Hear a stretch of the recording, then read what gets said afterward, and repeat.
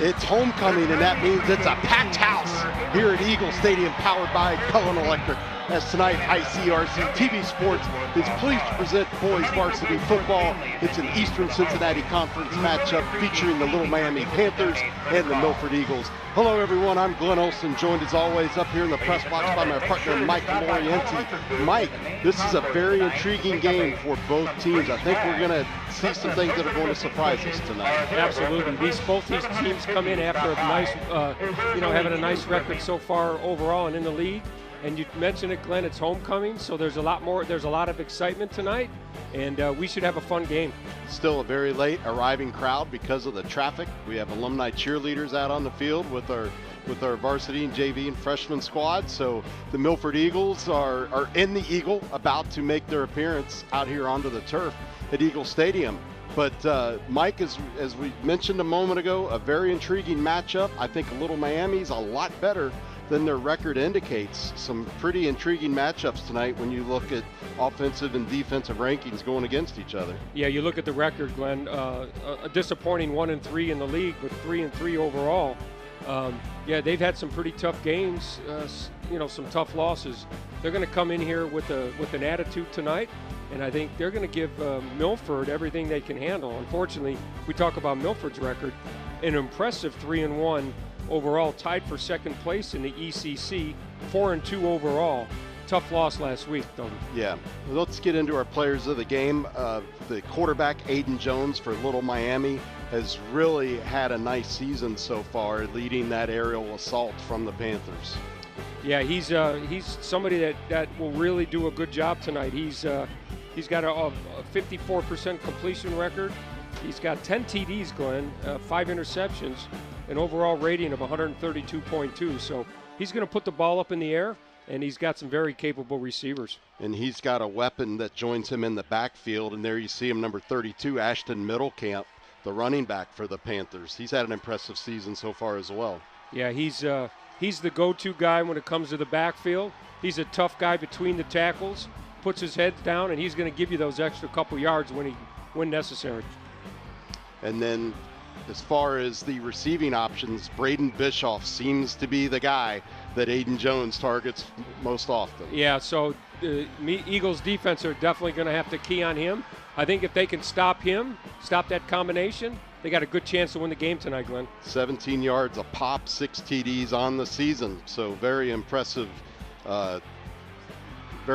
run for Little Miami and their skilled players. Let's switch now to the Milford Eagles, who are now taking the field down in the end zone, Mike. And the guy that's not even listed as a starter on the offensive depth chart, but has been putting up eye-popping numbers so far this year for the Eagles, of course, is Tofa Luani. Yeah, Glenn, you're right. He's averaging over 10 yards per carry. He's got 12 TDs, Glenn. He had a big game a couple weeks ago against Loveland. He'll take it between the tackles. He'll take it outside. He's a multi-talented kind of guy. Will even catch the ball out of the backfield. And Austin Harden has some targets he likes to look for down the field. Unfortunately, his favorite target, Chase Ducey, now out for the year with an injury, but he's been replaced by Reese Davis, who has stepped up just to do a fantastic job in that receiver role for the Eagles. Yeah, big thing for Reese to step up, take over that spot for Chase Ducey. He's going to have to play a big role tonight as well, because that defense in Little Miami, they know if they stop Luani, then it's going to have to go rest on Harding's shoulders, or his arm, I should say. Very electric atmosphere here, as you can probably feel as you're watching the game with us tonight here from Milford High School. Let's talk about our keys to the game, Mike. And as I said earlier, some very intriguing matchups on tap between offensive and defensive rankings. Yeah, Milford, we've done a couple games this year for Milford, and if they can run the ball to set up that pass, that's exactly what they're going to do. So they need to have a balanced offense. Little Miami, very fundamental. Hold on to the pigskin, and they'll do well. And the battle of the field positions, special teams, that's important on both sides of the field. The Panthers can kick the ball. Milford has not attempted a field goal at all this season, but doing pretty well on the point after tries. So it just got that sneaky feeling that special teams may end up playing a huge role in this game tonight, partner. Yeah, absolutely, Glenn. It looks like Milford's going to get the opening kickoff to start the game. buckle up because if the pass is any indication of what we're going to see tonight, should be a high-scoring game. Lucas Swerk is the kicker for the Panthers. As mentioned, he's 3 of 5 on his field goals, 22 of 23 on his extra points. So really good year coming off the leg of that young man so far. So the smoke is enveloping the field, I guess is the right word. You can kind of see what these players are dealing with now. Yep. Mike, you and I commented before the game, before we went live, the American flag has not moved on the flagpole over there. Yeah, look at the flock. They're fired up tonight. You're right, Glenn. That smoke's going to linger over the field. It actually almost looks like a fog. You can see it here in our screen. It's got a long way to go before it's going to be out of here. It is not moving much at all, but we are underway. Line drive kick is going to be fielded inside the 5-yard line. A little trickeration, or a fake trickeration, really did fool the Panthers. Crossing midfield, cutting back to his left, well into Panthers territory. 10-5, touchdown Milford! Oh my Lord. Partner, I told you special teams would be huge tonight. That is the first kick return for a touchdown of any time, any type for the Eagles. What a start to this game. Glenn, it's all, oh, wait a minute. Uh-oh. Wait a minute. Uh-oh. There is a penalty flag on the field. Oh, bringing it back. Yeah, Oh, man. Because smoke is still lingering. We couldn't see that penalty out there. Too bad. Oh, that is unfortunate. Yeah, it is. What an incredible electric return.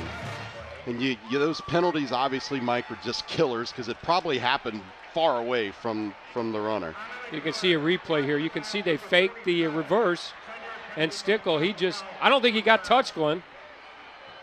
Right around here. There's the penalty right there. Yep.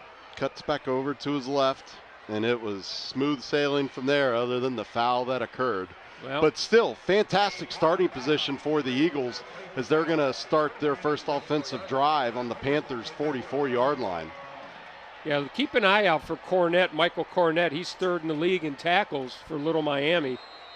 So he could be a big force on that defense for the Little Miami. All right, so we're starting the game with Natwan Webster in the backfield for the Eagles. We'll see. Coach Skripka has the urge to put Tofa in as this game progresses, but it's Webster. And now again, some trickeration. It's going to be a pass down the right side. He's got room. Got it! Pulls it in inside the 10-yard line. Going to mark it down at the 6. What an electric start to this game, and that was one of our players to watch, Reese Davis. Glenn, you're batting 1,000 all of a sudden. What the heck's going on here? That's crazy. It is crazy. Coach Skripka's coming in with a lot of trickeration. You could see that. That pass had to be perfectly thrown over the shoulder of Davis, and great hands pulled it in. He gets tackled about the 7 or 8 yard line. It's first and goal for the Eagles. That was Luke Barkheimer, the sophomore backup quarterback, completing that pass. And we got Luani in at quarterback. It's going to be a direct snap. He's got blockers, cuts back over to his left. Little Miami was ready for him. But yeah, right off the bat, it's Tofa time. Yep, number 78, Brenton Zimmerman on the tackle for Little Miami. There's no surprises there, Glenn. Here's a replay. There's no surprises what Milford's going to do on those short goal line, needing to get those 4 or 5 yards. It's Luani, and he's coming in again, and he's in the end zone. Now he's got all kinds of room. His offensive line opened it right up for him, and he went into the end zone virtually untouched. Well, we're just less than 2 minutes underway, and we got our first score. Well, we've already blown everybody's speakers on the kickoff that got called back. But wow, what an impressive way to start this game for the Milford Eagles. Started off a pass, a little trickeration, followed up with a couple of runs. So that key to the game, staying balanced, worked well. Yep. Here in the early going. Well, Milford couldn't have scripted this any better. Great way to start the game. Put the pressure on Little Miami to answer. Max Crawford on for the point after kick. It sails through the uprights.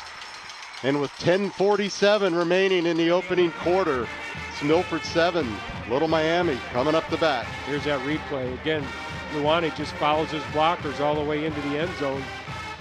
You're not going to tackle him with your arms. He's a big boy. what is he, 6'2", 245, and still growing as a sophomore. Yeah, still a sophomore. That's the amazing part. Yeah. So. Yeah, he's pretty exciting. I tell you, he's an exciting player here at Milford. We haven't seen one of those in a long time in an Eagles uniform. Indeed, indeed. Well, Coach Grippa giving this homecoming crowd something to cheer about and getting them engaged in the game early on here with some things to keep Little Miami off balance. Yep, Glenn, and let's see what Little Miami does to answer that. See if they can't put a little drive together on their own. But that Eagles defense, we've seen them before. When it comes crunch time, they've got the ability of stopping anybody. We saw what they did against Turpin a couple weeks ago. Absolutely.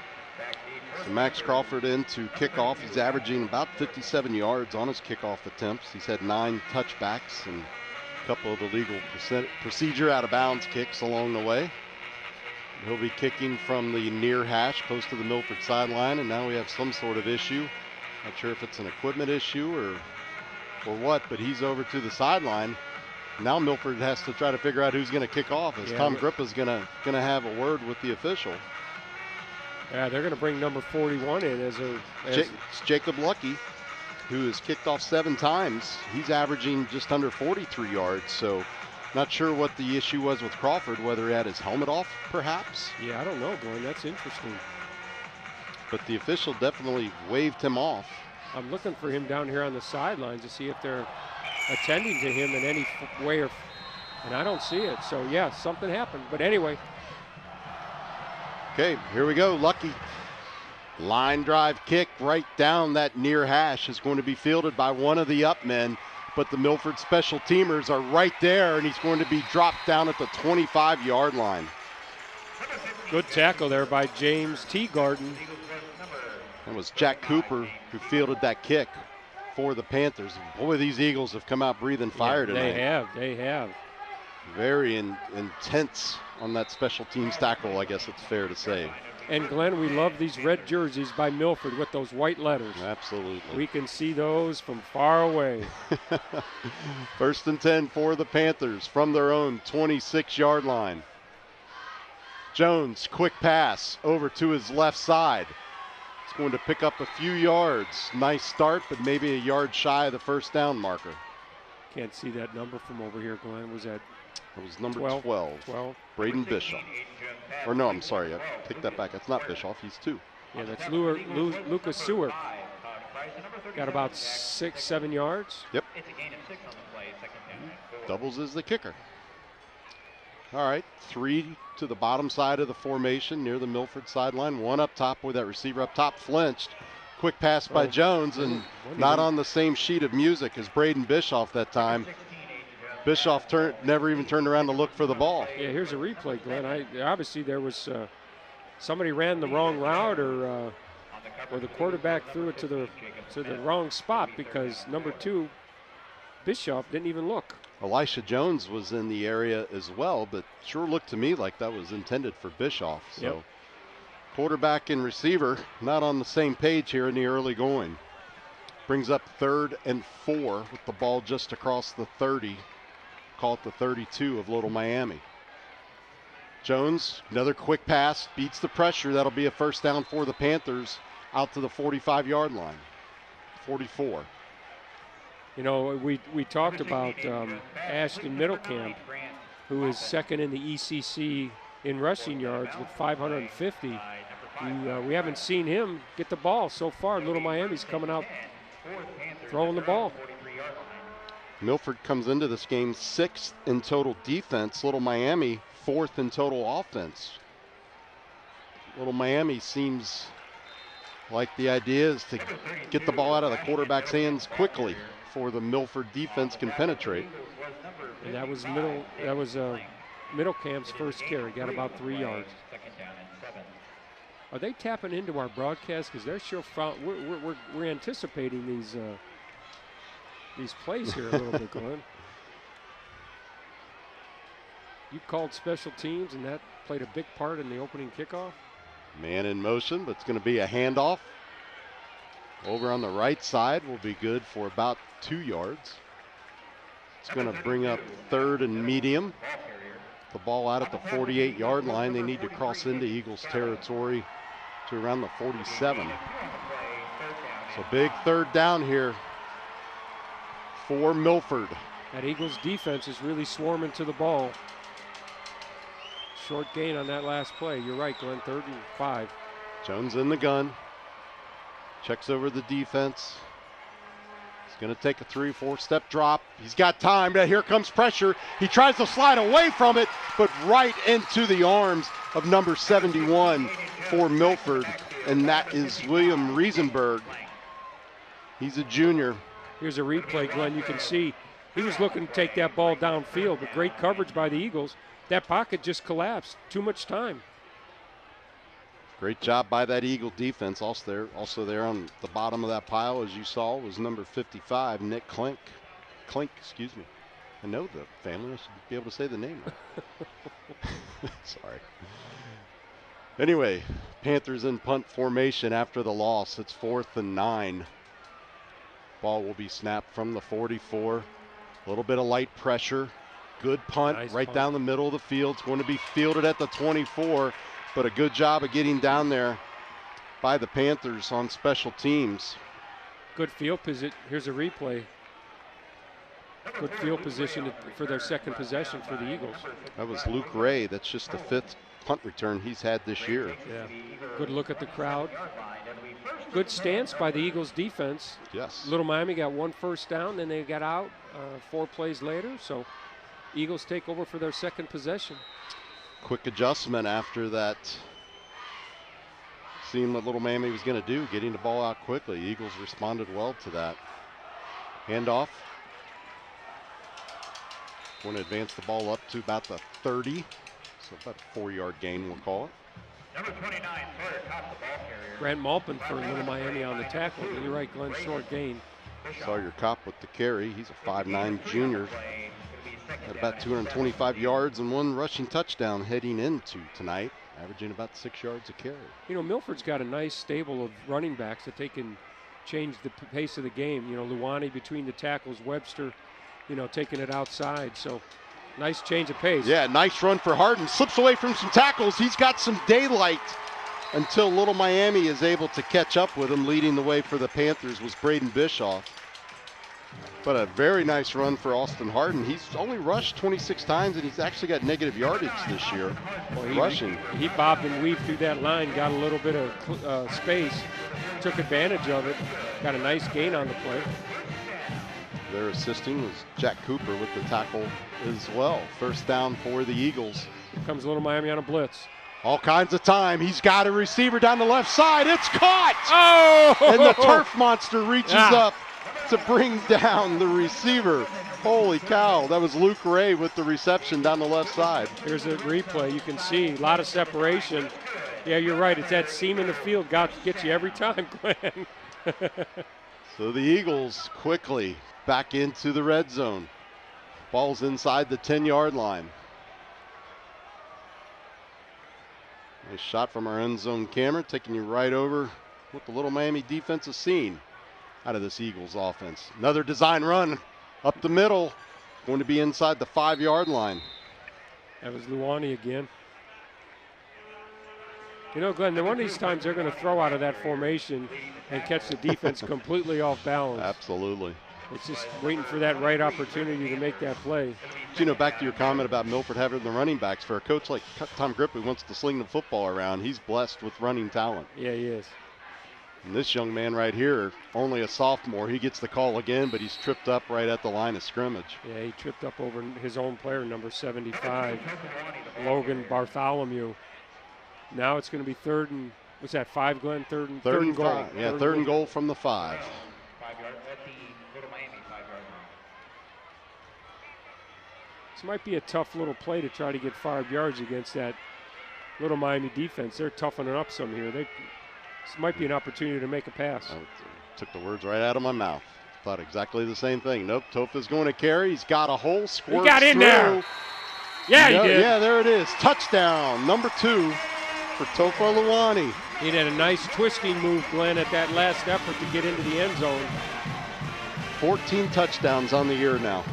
Amazing. Yeah.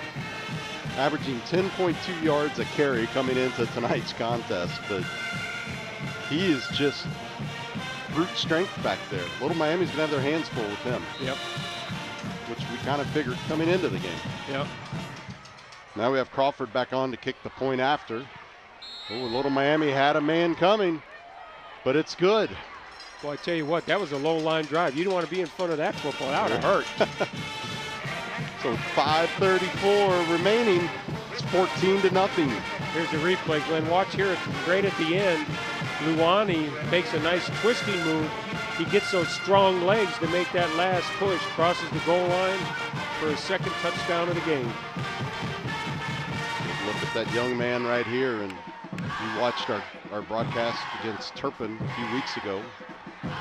Some rumors running around the town. There's some pretty big name universities keeping an eye on that young man already. Yep. He keeps running that ball, scoring those points. It's only going to get that much more attention. And we've seen him play defense as well, Glenn. Saw Luke Ray come down and talk to Topa. Coach Grippa, Ray with that key reception down the left side, setting up Topa's touchdown run.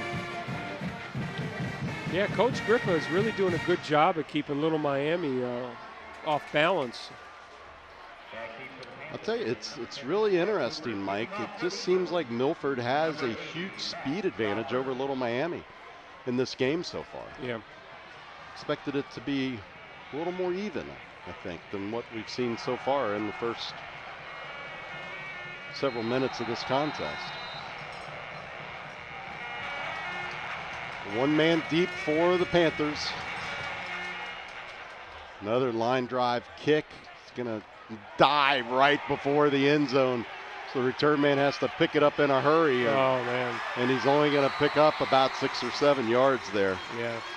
So back deep to receive that kick was number 15, Jack Cooper, and he thought the thing was going to roll in the end zone for a touchback, and it just died right around the 2-yard line, as you saw. Yeah, surprise, surprise.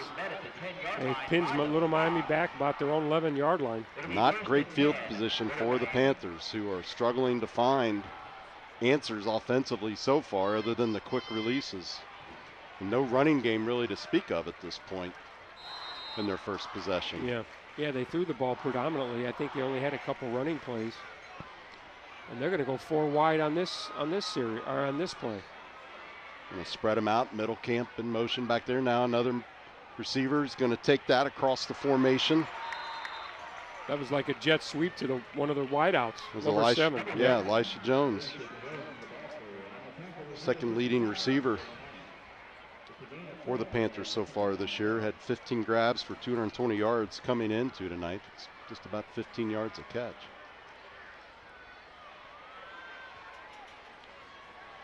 A gain of 4, 2nd and 6. See if the Eagles bring some heat on this play. Looks like, yeah, there's a blitz on the corner. Run up the middle to middle camp. It's going to be close, be about a yard short. I guess they're want to try their luck with the running game on this series. Yeah. Instead of the quick screens. It's be about 3rd and 1. And it's a long one. Yeah. No, it's hard to justify that on your screen sometimes, but indeed it's a long one. It looks closer to 2. But officially it's 1, and that's what matters. Jones calls for the ball. Hand off to middle camp on the left side. He'll have the first down as he crosses outside of the 20. Yeah, he got first down just barely, Glenn. Again, that Eagles defense is really doing well, helping maintain that line of scrimmage. I know the offensive line for Little Miami's trying to blow them off, but Eagles defense is digging in. Well, if you're Panthers head coach Caleb Jones and offensive coordinator Rob Begley, you're okay with some short gains here just to keep that Milford offense off of the field. Yeah, right. Jones in motion again. Aiden Jones rolls to his left. Pass nearly caught, but bounced off the fingertips. Number 17 for the Panthers. That's Luke Sizemore. I tell you, Glenn, he catches that ball. You see right here. He catches that ball. He has some room. I think he might have hurt something there. Yeah. And Jacob Smith almost in a position there to get his hands on the ball. Got to visit with Jacob's dad, Brian, a little bit earlier here. So got underway. Yeah. Came and paid you a visit. Sure did. That was a nice gesture that you did, Glenn. Hope he enjoys that. I'm sure Oh, he will. Jones in all kinds of trouble, and he's got nowhere to go. He's going to be double teamed and brought down. It's a big loss. That's going to bring up a 3rd and long. It's nowhere to go. 3rd and 15. You can see right here. Yep. Tries to slide to his left. Defenders there waiting. Somebody came in from the right as well. Great job by the defensive backs for the Eagles, not letting those receivers get any separation, which led to the sack. So 3rd and long. 3rd and 15 with the Panthers in a huddle for coming out to set up their formation. Fake handoff, pass is complete. Wow. Across the middle, and that will be a 1st down Panthers. Good play call. Excellent play call. That was a short pass to Sizemore. He did it all on his own, got enough for the 1st down. That's a big play for Little Miami, Glenn. Sure was. They need, to your point, you can see right here, boy, just quick one, and he uses the official as an extra blocker out there. Jacob Smith in on that tackle with one of his teammates, but fresh set of downs for the Panthers. 2:56 and rolling southward here in the opening quarter. That's Pass up in is the air. deflected at the line of scrimmage, but an Eagle can't get there in time. All the time in the world, but enough time for the Eagles to get a hand up and bat that up into the air. The old tip drills you practice during this, those summertime. Get ready for those. Almost had it.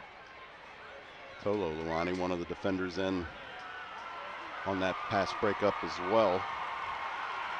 I believe the other one was James Teagarden.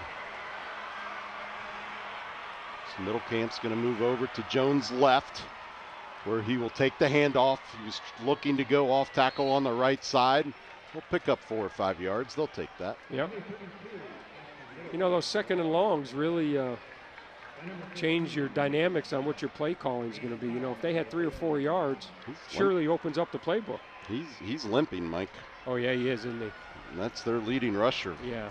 The next leading rusher's only had 9 carries for 19 yards. Yeah. Middlecamp 85 for 550 coming into tonight. So keep an eye on that. Little Miami coaching staff not concerned enough to try to sub out, but there are 2 men in the backfield with Jones now. One of those, the hobbled Middlecamp. Down to 4, 3. They're going to probably call timeout. Yeah, they are. Interesting that they would let the clock run down like that and call timeout.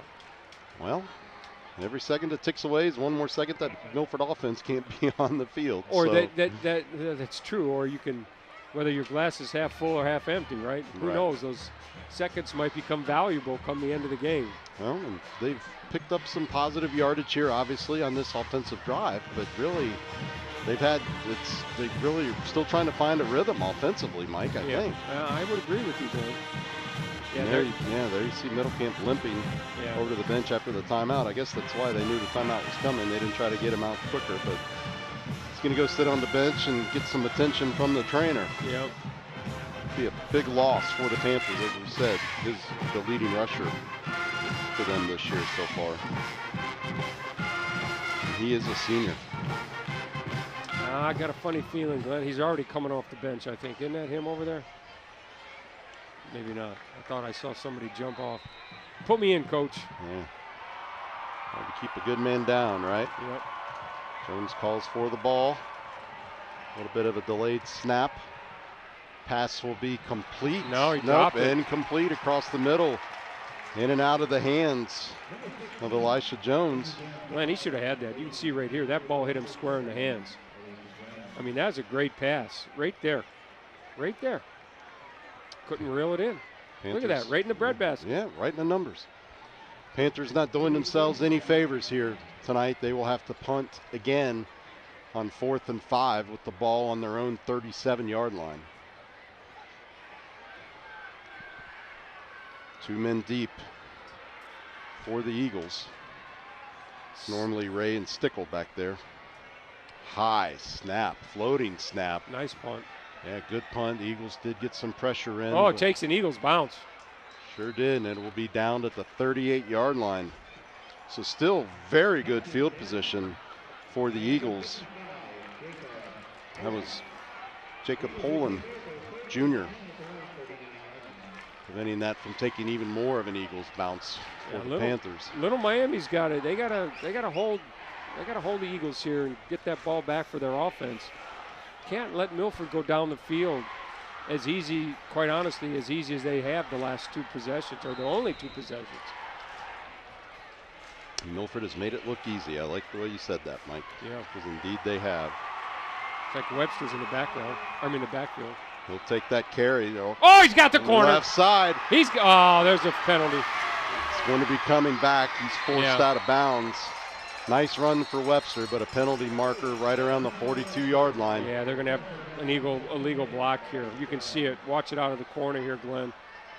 You can see coming around here. Right there. Number 4. Right there. Just enough to get caught. Yep. Well, the official had a very clear view of that. Indeed. That's going to nullify a nice big run by Webster.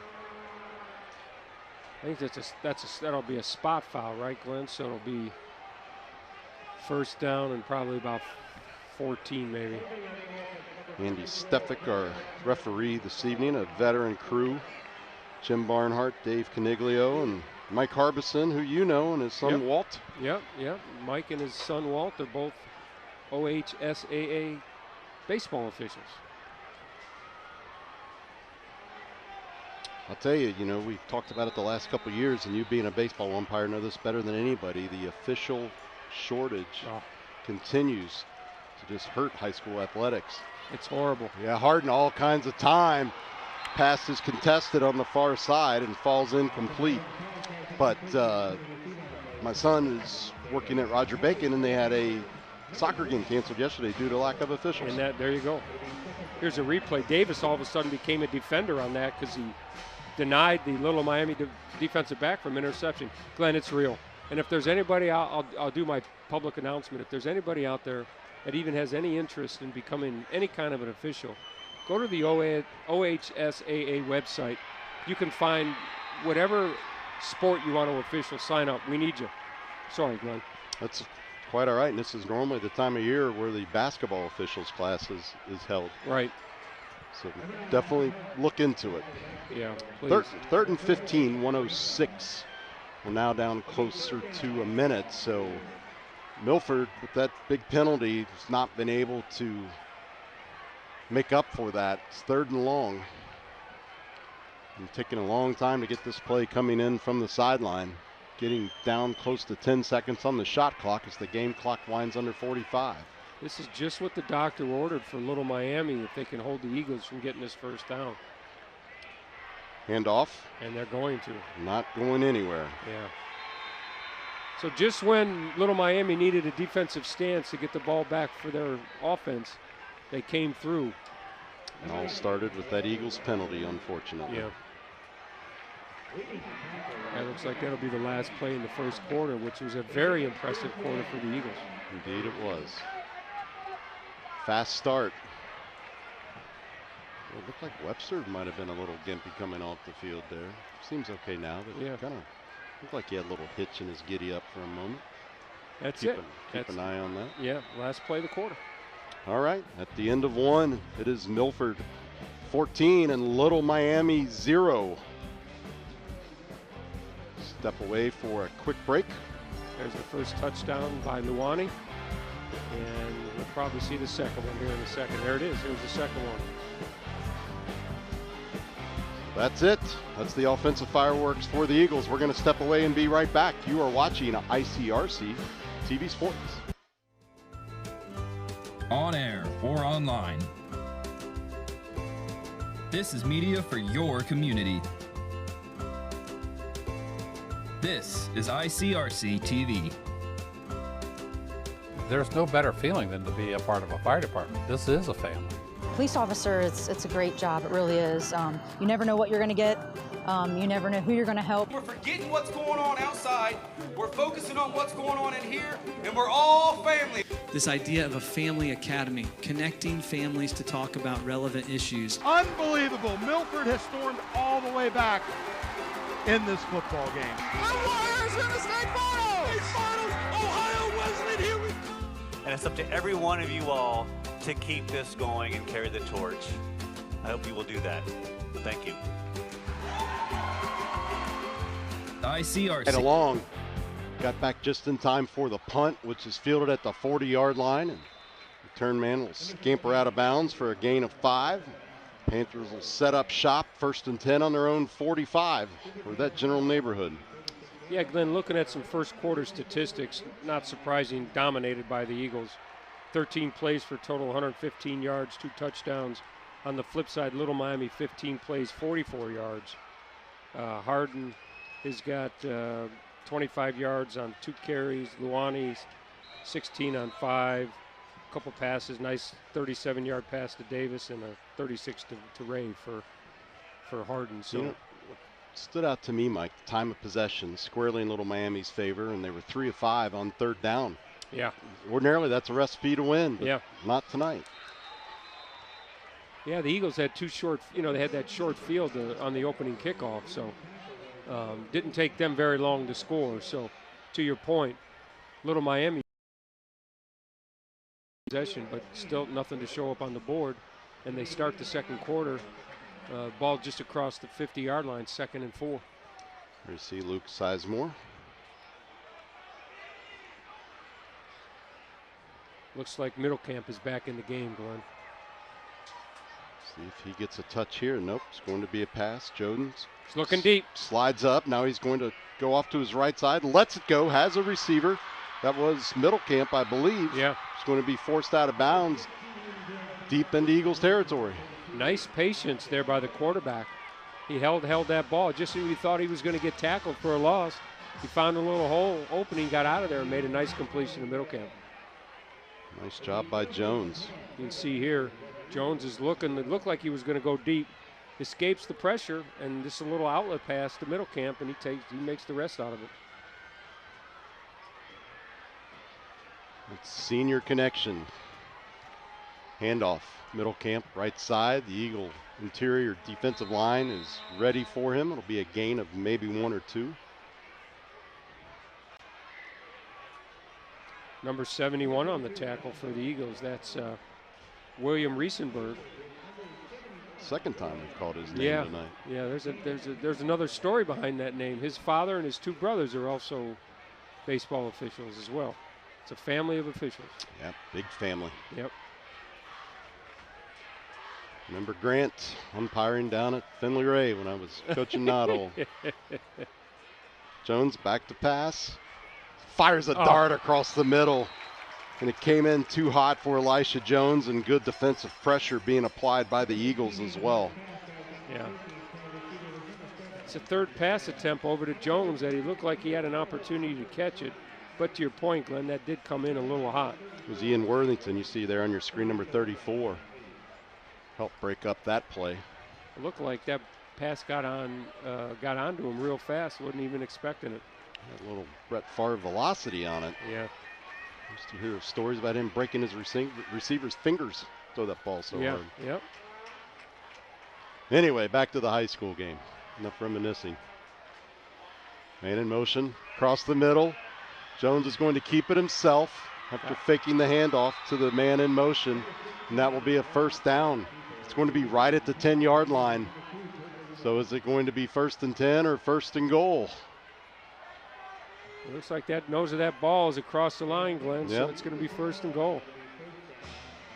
1st down, 10 yards to hit pay dirt, 9:50 remaining here in the 1st half. See if that Eagles defense can tighten up and deny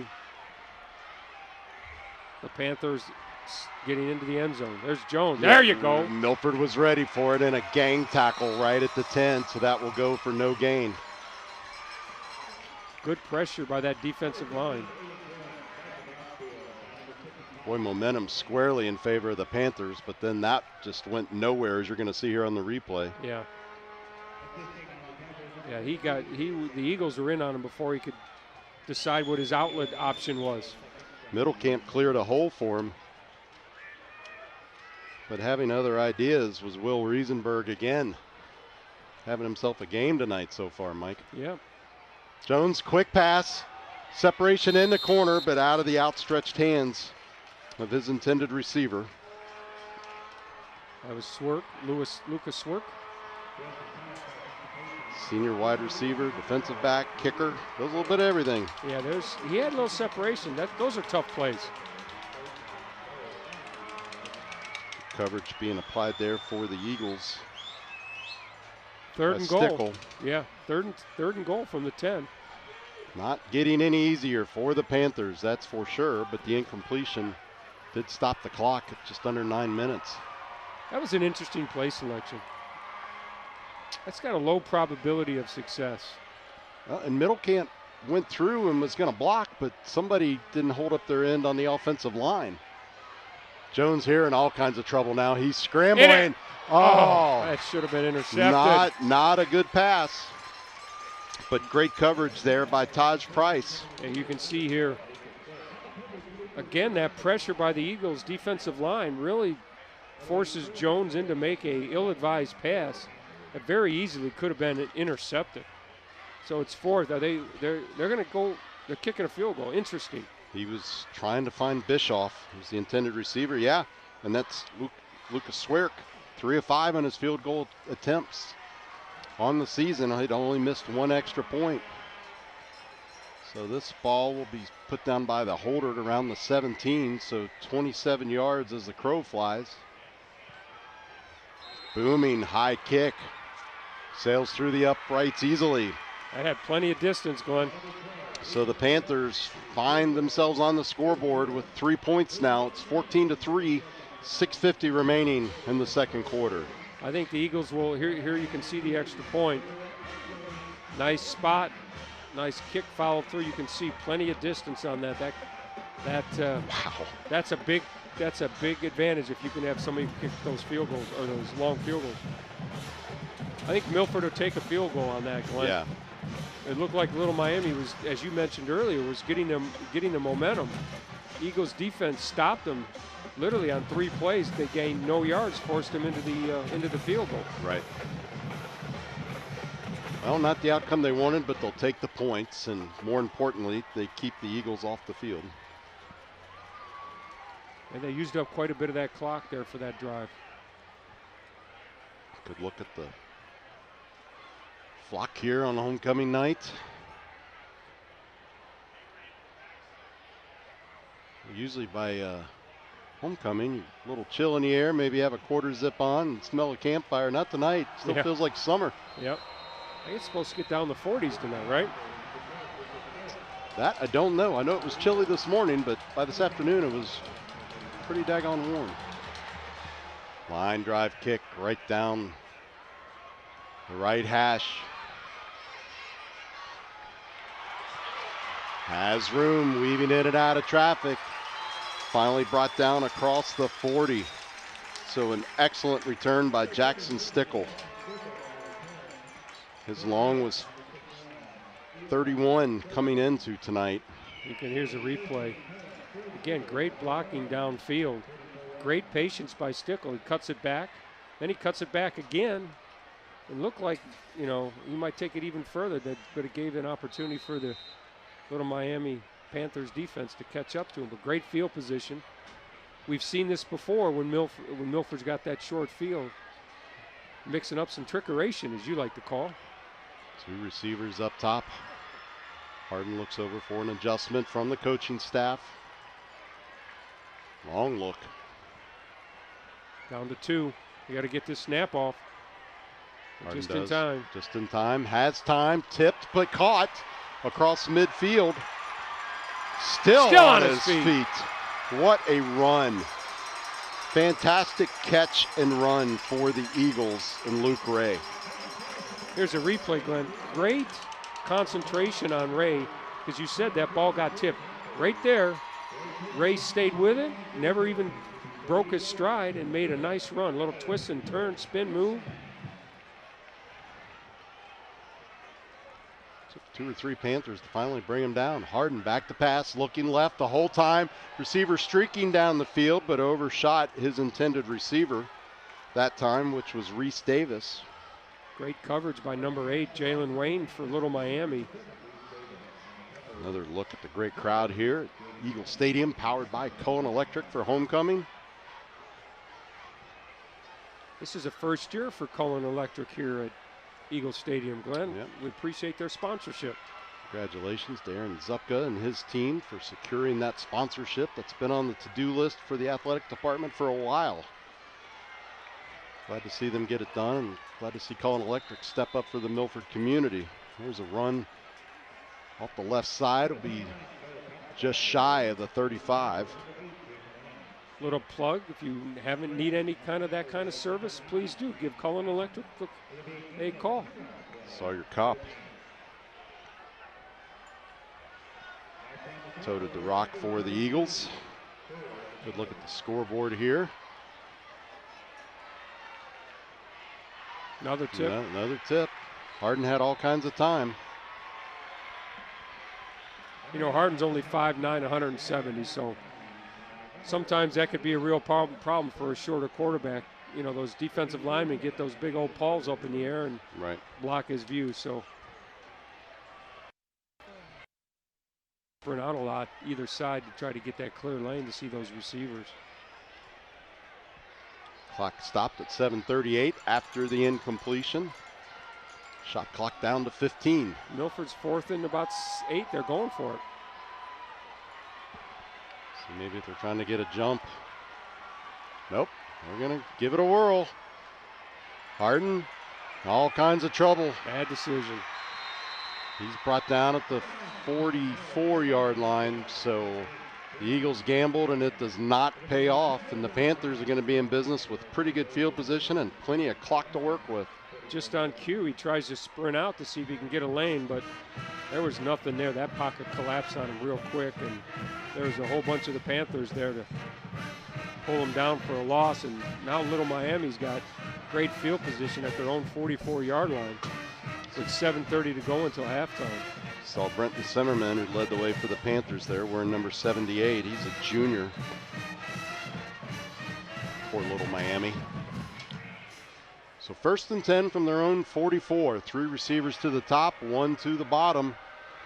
Middlecamp in the backfield with Jones. Jones all kinds of time, fires a dart across the middle. It's complete down to the 44-yard line of Milford. And now we got some extracurricular after the play over here near midfield. See what's going on here. No flags. But there was somebody who went down to the turf pretty quickly well after the play. Good decision by the officials. Let them play. Panthers, again, will huddle up other than the one receiver split far left. Sizemore's been quite the common target tonight for Jones. Been very reliable. Man in motion. Oh, jet sweep nearly bobbled. It's Grant Maupin, I believe. Nope, wrong. Elisha Jones. Sorry about that. Yeah. But very nearly disaster. Jones having some problems with the old hands tonight between catching and now bobbling. You took the words right out of my mouth, Glenn. He's seems to be a little butterfingers going on here. Okay, 2nd and 10, approaching 6:40, or 2nd and 8, excuse me. Man in motion. Jones looks right the whole time, has a receiver, but his receiver was too late turning around. Good coverage. Again, that was Jones. The Jones to Jones combination tonight is not providing optimal results. He just, to your point, Glenn, that ball was there. He didn't even turn around. Jackson Stickle with superb coverage. So all of a sudden, the Panthers had very good field position, and now it's 3rd and long. And struggling to find some sort of offensive rhythm still. See if the Eagles bring some pressure here. Takes to middle camp. Jones in all kinds of trouble. Desperation heave goes nowhere. Not anyone in the vicinity as it sails out of bounds near the 30-yard line. So now it's 4th and long. See what the Panthers elect to do. Are they going to gamble as well? Well, I'm not sure I'm doing this. Give Milford a short field. And you got a punter. And Swerk averages about 30 yards a boot, so. That's something going out on the field here. Oh, they're looking for the football. Yeah. Yeah, here comes the punting. Wise decision, I think. Yeah, I completely agree with that. Again, it's just Panthers struggling to find a rhythm, and I don't know that I would have gambled, so good decision here, assuming the ball does actually get punted. Never know. I think there's a pretty good chance it's going to get punted, unless it flies over his head. Swerk was motioning over to the stands on his bench, trying to get him pumped up for a big punt here. All kinds of time. Good Beautiful punt. Oh, bobbled and recovered inside the 10-yard line. Near disaster for Jacob Smith. Oh, Lord. Well, he's lucky that ball went up in the air and not somewhere else. You can see here. Nice punt. Yeah, it's a great, nice hang time. He's calling for fair catch, and just hit his pads. Good job of tracking that one down, and there to help him with Stickle in the vicinity as well. Wow. Look at Mr. Smith. I think he was looking at somebody up here by us, Glenn. Might have been Dad with the camera right outside the press box window. He's right here. You're right, right outside the press box. All right, Eagles deep in their own territory. 1st and 10. 6 minutes plus to work with. Handoff. Webster, stiff arm, still on his feet. 1st down and more as he's pushed out of bounds near the 22-yard line. I think that was Luani, Glenn. I'm sorry. And he's down. Yep, it was Luani, and yeah, he he's is grabbing down. his right leg of some kind. Let's just hope that's a cramp.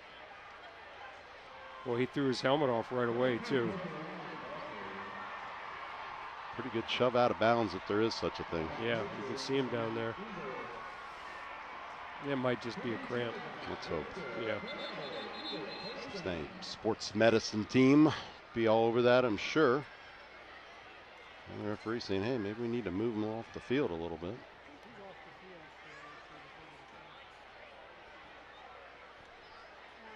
On your way to get run over. Trying to fix an issue with the indicator. It's good. Yeah, see if you can see what happened here. Well, these are this Luani's touchdowns from okay. earlier in the game. That was number 1. Here's number 2 for number 2. I like that spin move right here. Boom. Gets those legs driving. He's a haul to bring down, that's for sure. Yep.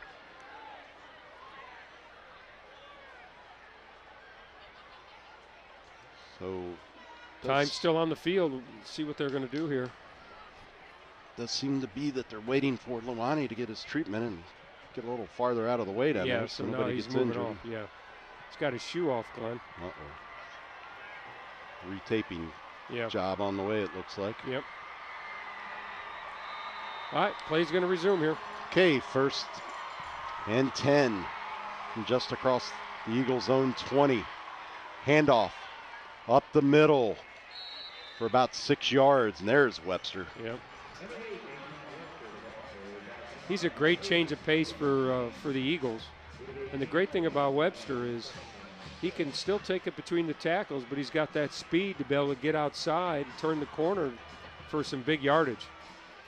Yeah, the leading rusher for the Eagles coming into tonight with 477 yards, 3 touchdowns, averaging close to 6.5 a carry. And that's going to be a yard or 2 short for Webster.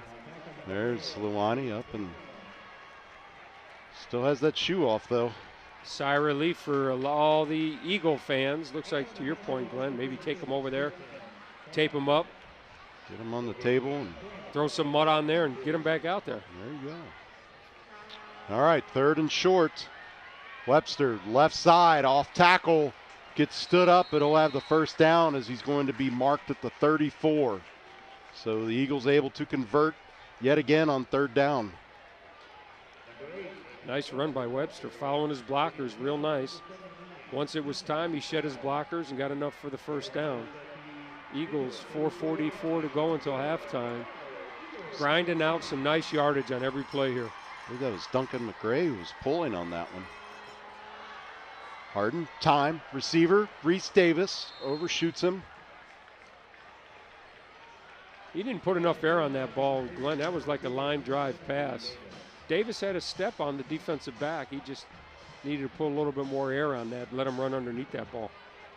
Jack Cooper with the defense for the Panthers. You can see here, just not enough air. There was some separation right there. Yep. 2nd and 10 after that incompletion. Good look at Harden, the junior. Going down the right side. Hauled in. See ya. By Cam Livingston. And the Eagles strike quickly. Wow. Fantastic catch and run. Same play as the last play, Glenn, but you can see a little more speed on the outside and a little bit more air on that ball. Let number 81, Livingston, run underneath it. Great here. Harden just reaches back, boom, in stride. There's no way you're going to catch him. Yeah, Jack Cooper didn't have a chance there. No. For the Panthers. Once Livingston got separation, turned on the jets, you weren't going to catch him. Unless that turf monster reared its ugly head again.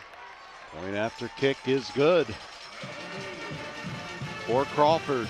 4:22 remaining in the first half. Milford 21, Little Miami 3. There's that replay again. Great protection. You saw a key block in there by Webster. Gave Harden enough time to get that to over to Livingston, and he takes care of the rest. He's like, I told you, coach, just give me the ball. Just get it to me. I'll take it to the house. That was almost a Bosa shrug there, wasn't it? Yeah. What fun it is to watch high school football. You see the kids, the boys playing, they love the game, the camaraderie, the partnership. These kids, they'll really appreciate as they get later in life. All kinds of fired up. Good for you, young man. Yeah. Great job there. That's funny. Great camera work, guys. Check in on Tofa. Looks like he's getting ready to put that shoe back on, so the tape job must be complete. Yeah, he's lacing it up right now. Coach Gripper's coming over there. See Coach Gripper coming over to say, hey, you okay? Yeah, Coach, I'm ready to go. Get me back in there. Another nice drive by the Eagles. 3rd touchdown of the night. Talking with Lou Barkheimer there, backup quarterback for the Eagles. He's just a sophomore, so him and Luani a couple more years together. Harden, the juniors, talked about a couple times. Swing of the leg, a kick to the left side, and that will find its way into the end zone for a touchback. Great kickoff. Yeah, Little Miami's, I think they need to put the ball in the end zone this time, Glenn. I really do believe that. Plenty of time. Yeah, plenty of time, but good field position after the touchback. So see what adjustments Caleb Jones and Rob Begley have come up with. They've yet to find the end zone. Yep. Obviously, just 3 points on the board. Been a fun game so far, Mike, that's for sure. Yeah, especially if you're an Eagles fan. A lot of big plays, a lot of excitement going on here, so the fans are getting their money's worth. This is week 7. The Eagles definitely have momentum going into week 10. That's middle camp. Bad out pass. at the 15-yard line. Had to stretch out to go get that one, as Mike said. He had some blockers out in front of him, Glenn, too. Yep. That play was well set up. Jones just put it to almost to the backside, and he had to stretch to get it. He'd be better off not even catching that ball. Okay, the Panthers break the huddle. Jones and middle camp. Dynamic duo. most of the game back there in the Panthers offensive backfield. Middle camp, right up the middle. Eagles close the gap. Get forward progress around the 19, 18. Yeah, still going to be 3rd and 12. Good look at the fans there. That little boy's having a great time tonight. All fired up. Future Eagle football player, maybe. Well, supporting his Eagles. 2-minute warning? No, somebody called, Eagles called timeout, I think, right? 3:17. Yeah, you might as well try to get the ball back with as much time on that clock as you can. Absolutely. Especially the way they've been managing and scoring points. I think they've scored on all but 2 of their possessions so far this in the first half. You know, Mike, we talked a couple times about this offensive rhythm, and Jones actually 4th in the ECC passing, 1,142 yards. In middle camp, 2nd in rushing yards with 550 coming into tonight. But boy, the Eagles just have not been able, or the Panthers, excuse me, have not been able to capitalize with their skill players tonight. Yeah, give credit to the Eagles defense. You know, they knew coming into the game who they had to stop, right? Coach Grip, I'm sure, developed a great game plan to, you're never going to stop them, but minimize some of the damage they're going to do. And so far, through almost 2 quarters of football, had the little Miami band up on your screen a few minutes ago, and a very impressive entrance they made into Eagle Stadium, powered by Cohen Electric, earlier today. I don't know a whole lot about marching band, but they were a good-looking unit over there. Just say that. He had a receiver open, just couldn't get the ball to him. That ball was intended for number 8, Jaden Wayne, but Little Miami's forced to punt again. Stickle. Another timeout. No, that was an incomplete pass. Okay, sorry. I just saw a lot of Panthers walking over to the sideline. I guess it was the punt team coming on. Yep. Stickle back to, both of the guys back are right around midfield. Well, Swick will boot it from his 4-yard line. High punt. Coach is yelling, get away, and get away indeed. It's going to take a Panther bounce right to midfield. All right. We've said this many a time so far. Great field position by the Eagles. And now Little Miami's got to be concerned that the Eagles have demonstrated the ability to go long on their passes. So they're going to have to guard against, you know, those long passes, as well as put Luani and Webster and others in the backfield. Right. Breaking those long. So Milford has set their offense up very nice. We see Luani, Webster on the sideline together. Empty backfield for Harden. He's got his receiver. Good Just across the 35. No, he dropped it. Yeah, he dropped it, yeah. Yeah, good defense. There's a replay you can see. It's Luke Ray, the intended receiver. Ball was there. It looked like it was tipped again, It Mike. did look like it was tipped again, Glenn. I was going to say that as well. You see Ray, the junior. Big game last week against Winton Woods, where all of his completions on the season came. There's a dump off out of the backfield. There's room on the left side, far side of the field, and forced out of bounds near the 40-yard line. Sawyer Kopp. Yeah, first down for the Eagles. Listed as a starting running back on the depth chart we received from Sean Sell, the outstanding sports information director here at Milford High School. Great pass. Had some blockers out there. Picked up plenty of yards for the first down. Eagles keep the ball. 2:47 to go until halftime. Comfortable lead for the Eagles. Harden, empty backfield. Blitz comes in off the end. He fires one across the middle, and it's complete. Good job of dumping that ball off under pressure. An even better job that time by Kopp of pulling that one in. Yeah, you can see, boom, he gets hit just as he throws the ball. Kopp gets it. Gets tackled right around the 26, 27-yard line. Clock running, and the Eagles driving again. Shot clock 25 now. Plenty of time for Milford, trying to drain some of this clock here, but hopefully find the end zone in the process. And that one just went nowhere. Webster was hit before Harden could fully hand the ball off. Looked like Harden was trying to pull it back out there. Yeah, he did. Webster had too tight of a grip on it. Yeah, he's like, no, give me the rock. Let's see if that's what happened. That's the way it looked to me. Live action. Yeah. Yeah, just good job getting penetration by the Panthers, and leading the way there was number 33, who unfortunately does not show up on our roster. 2nd and 12 for the Eagles, the Panthers' 30-yard line. See what Coach Grippa decides to do here. There's a penalty.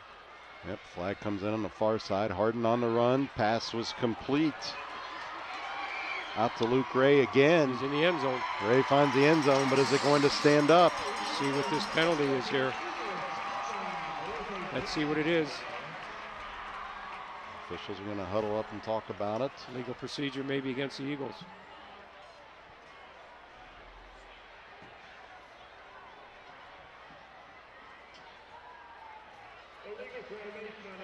Illegal formation. Well, that's unfortunate because that was a pretty good play. Looks like maybe the end wasn't covered up, I think, Glenn.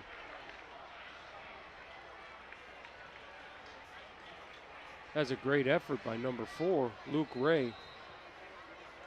Again, another one of those quick strike passes where the Eagles are able to take a short pass, cut it through, and take it to the house. But unfortunately, that's nullified. We got about 1:29 to go until halftime. Eagles have all 3 of their timeouts. Harding's getting pressured. He's the ball's out. Ball's loose. It is recovered back at the 45, but that's going to be a big loss for Milford. Webster there to save the day for the Eagles. He's going to bring up 2nd or 3rd and a whole bunch. Somebody called timeout. Must be Little Miami. Oh no, clock's continuing to run. I would think right now the Eagles probably just going to content to run the ball and try to run the clock down. It's number 23 for the Panthers in there, getting that football out of the grip of Harden. You know, since Luwani got hurt, we haven't seen him back in the backfield, Glenn. Yep. There might be more to that injury than we think. We'll be hanging on to him till halftime. We'll get some more treatment at the half. It's like Coach Grip is going to call timeout. He does with 48.5 seconds to go.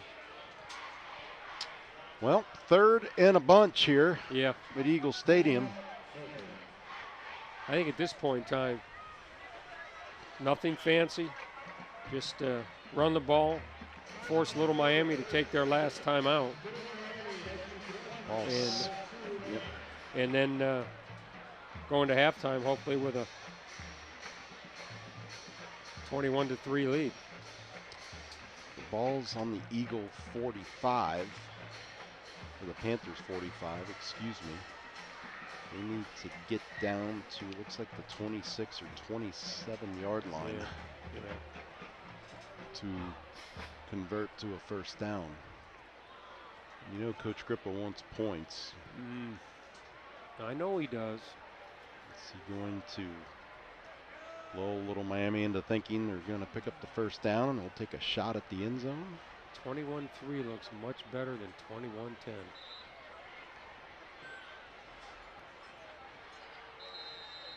I say you try your luck with Webster. Maybe taking it around end. This might be a direct snap. No, he's looking. I thought the same thing. Harden all kinds of time. Complete across the middle to the 35-yard line. As Reese Davis had a big game against Turpin a couple weeks ago for when Chase Dusing was injured, but it's been kind of quiet out of him so far tonight. It's only the 2nd or 3rd time we've called his name, I believe.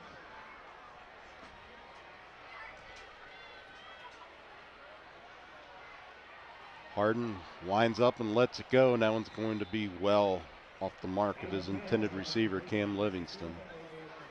Yeah, I like. You know, they picked up enough yards to make it that fourth down a little bit more manageable. They only leave Little Miami a little over 14 seconds to go. So there's Tofa Luani back on the field, defensive side of the ball, which that's is good to see. His natural position. Good work by our camera crew and our director Dean of picking him out of the crowd.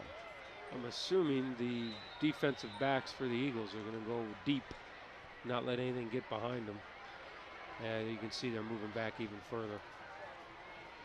It's going to be a handoff. Yep, middle camp has room on the right side. Advance the ball out to the 44-yard line. Clock stopped, 6.4 seconds. It's Little Miami's last time out. Or was that that was a first down. First down. Oh, okay.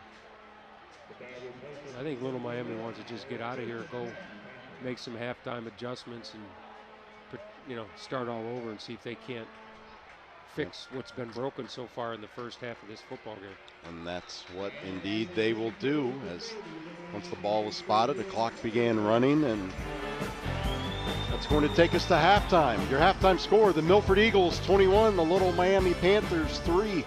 Mike and I will be back after the break to review all the statistics from the first half. You're watching ICRC-TV Sports.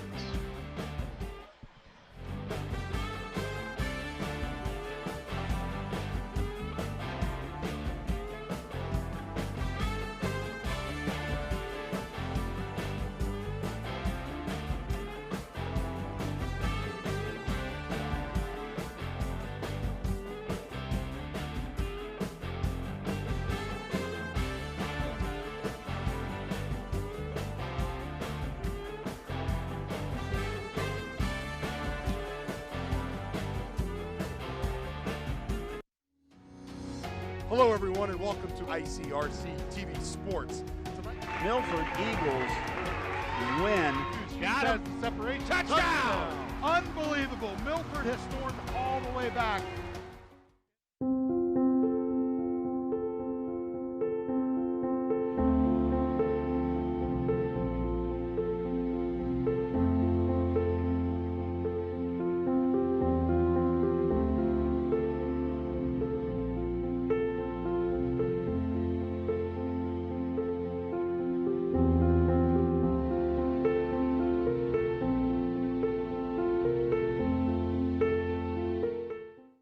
I was physically at school, but my mind wasn't at school. I had problems at home. That's when I met Narnese. She started helping me a little bit, like, Nia, I don't know what you're doing, but your future is more important. She's my strength. It takes a village to help somebody get their diploma. It changes your whole life. Find free adult education classes near you at finishyourdiploma.org. I'll be right back. Hi! You think you're probably sober? Yeah. But you're thinking about taking the back roads home, just in case. If you're probably sober, then why would you do that?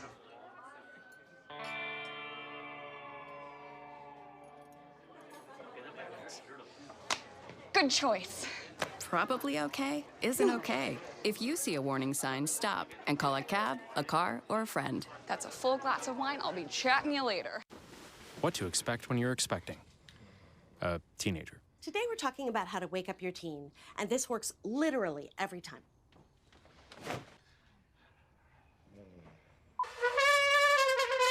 Good kisses. Good kisses. You heard how loud I heard. It wasn't you. Yeah. It was the... Is that bacon? You don't have to know it all to be a perfect parent.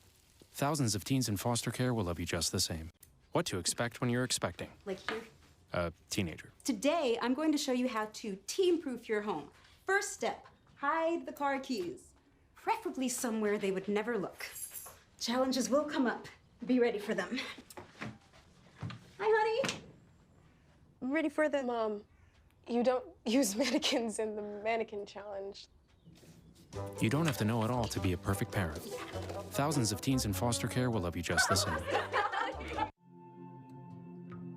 When I was growing up, my mom was extremely tidy.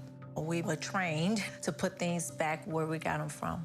One day, when I walked into my mom's house, I felt like I walked to someone else's house. There was stuff everywhere, and just growing up the way I grew up, and to see this transition was very alarming. When Sean talked to me, it was a wake-up call, and that's when I went to the doctor.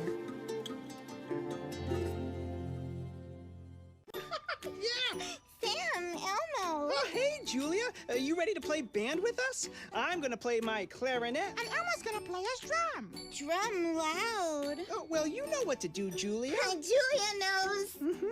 With Julia's autism, loud sounds can be too much. But she still loves to make music. Play band. Early screening for autism can make a lifetime of difference. Find out more at screenforautism.org. This is the story of a boy who is very sensitive to lights and sounds. So he built secret hiding places where nothing could get in. The boy didn't like looking people in the eye. It made him feel uncomfortable. One day, he found out he had something called autism. His family got him help, and slowly, he learned how to live with it better. Early intervention can make a lifetime of difference. Learn the signs at autismspeaks.org. Our hearts are made stronger by how we treat others. Put her there.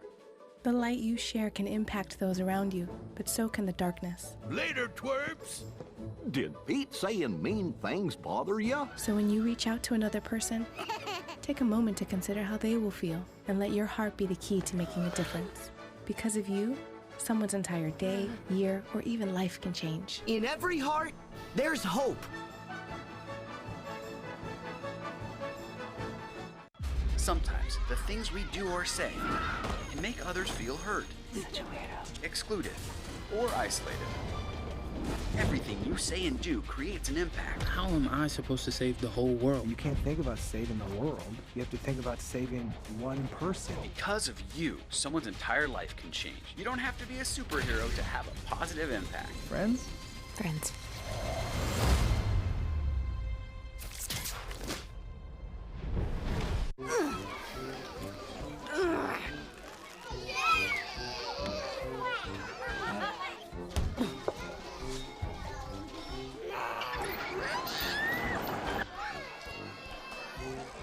If you love them enough to crawl into a play place to get them to come down, then surely you'll check nhtsa.gov/the-right-seat to make sure they're in the right car seat. Good morning, Uglyville! Every ugly doll is unique. I'm Moxie. Bobo. Wait. Call me Slick Doll. What?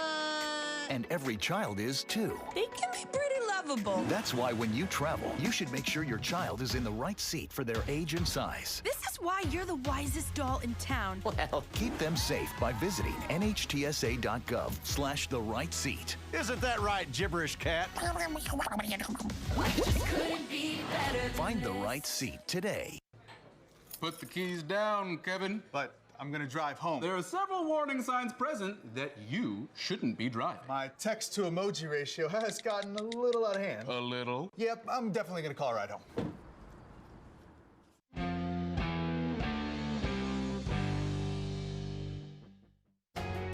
On air or online.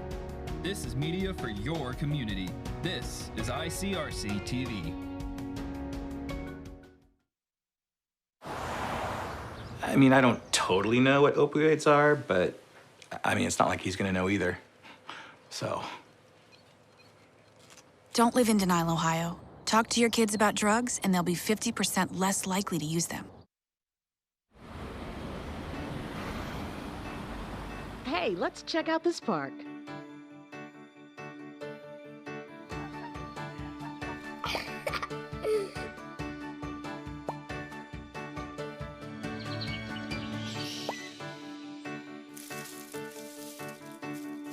Oh, wow, that's really cool. To find a great local park or forest near you, go to discovertheforest.org. Hey! There are amazing things to discover in the forest. Toothless, time to go! What you picking up on, bud? It's a whole hidden world of wonders. And the perfect place to spend time with family. What better place to let your imagination soar? Experience nature and create a memory you can share. Visit discovertheforest.org to find a forest or park near you. I mean, I don't totally know what opioids are, but... It doesn't happen here. Not in denial. No. Our kids are way too busy. My son has good friends. Don't live in denial, Ohio. Talk to your kids about drugs, and they'll be up to 50% less likely to use them. What do you think you're doing, Kevin? Was just gonna drive home. There are several warning signs present that you shouldn't be driving. Like hearing voices? Like your text-to-emoji ratio? Oh man, the selfies. Selfie, nailed it. We all have warning signs that let us know that we're probably not okay to drive. Mine is pretending to be your subconscious. Craig, come on man, let's put a ride home.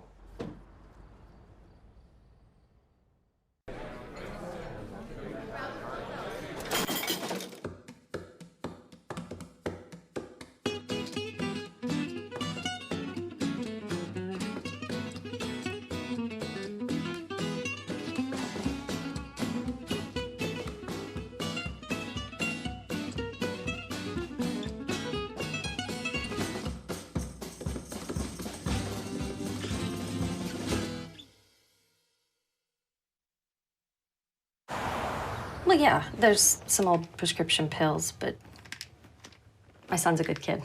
He's not gonna look for them. 2/3 of teens who abuse opioids get them from friends and family. Don't live in denial, Ohio. Dispose of your leftover pills.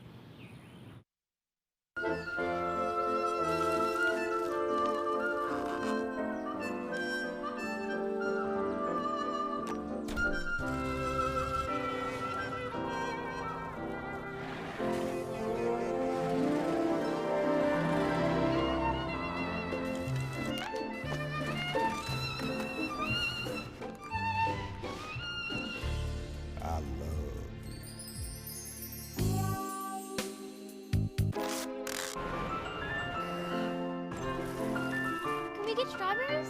Okay.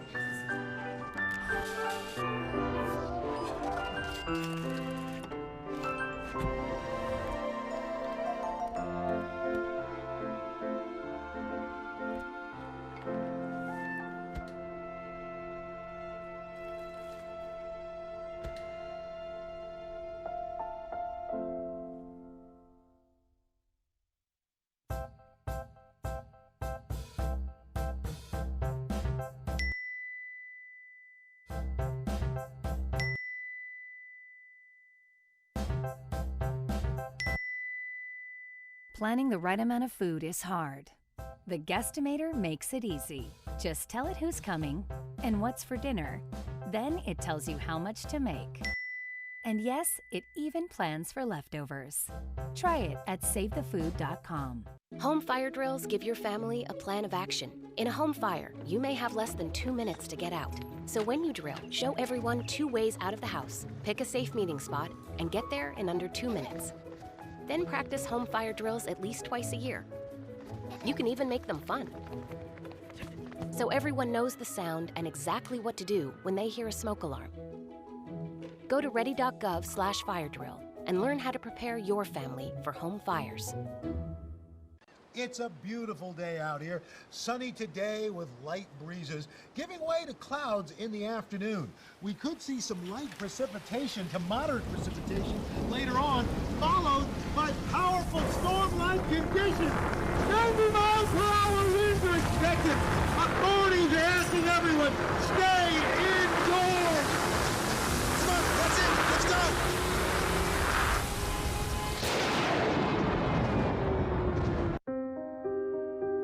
Here's to the things that can keep us safe. Those we use all the time with hardly a thought. Those that are silently standing by to save our lives. And now, those that we carry with us everywhere we go. Many mobile devices will now bring you wireless emergency alerts, real-time information directly from local sources you know and trust. With the unique sound and vibration, you'll be in the know, wherever you are.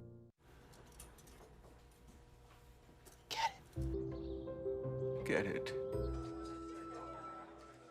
Get it. Get it.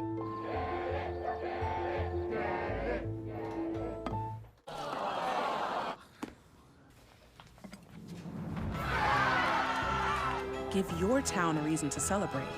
Because every Goodwill item you bring home brings job training and more to your community. Goodwill. Bring good home.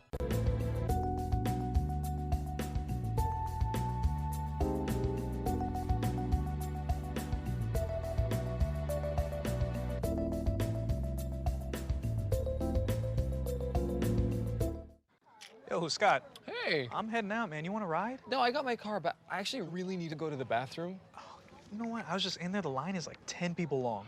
You know, I think I'll just...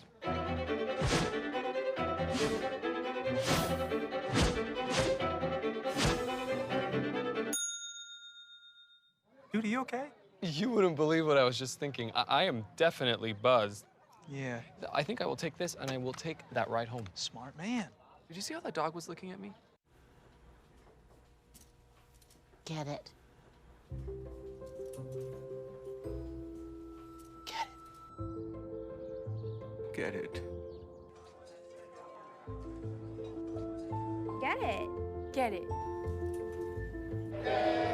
Get it.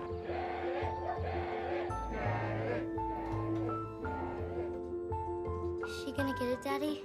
She'll get it. Get it. Get it.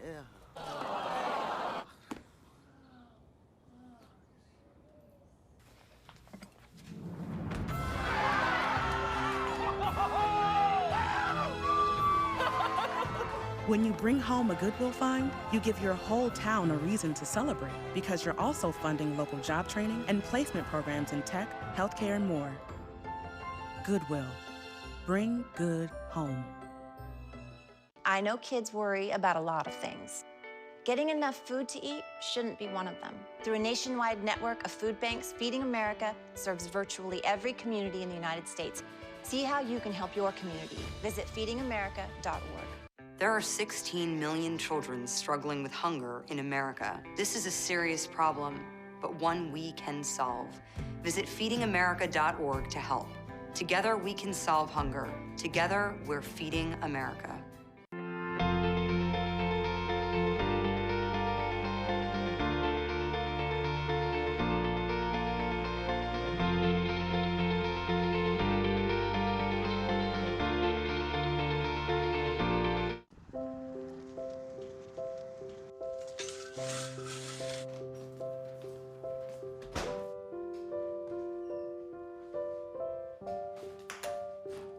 I like to eat apples and bananas. I want to eat apples and bananas. I need to eat apples and bananas. Why can't I eat apples and bananas?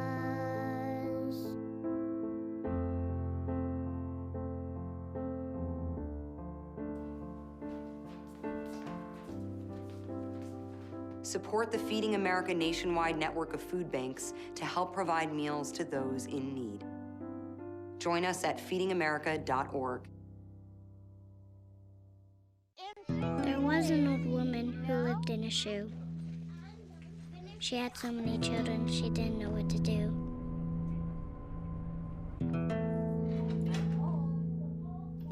She gave them some broth without any bread and kissed them all soundly and put them to bed.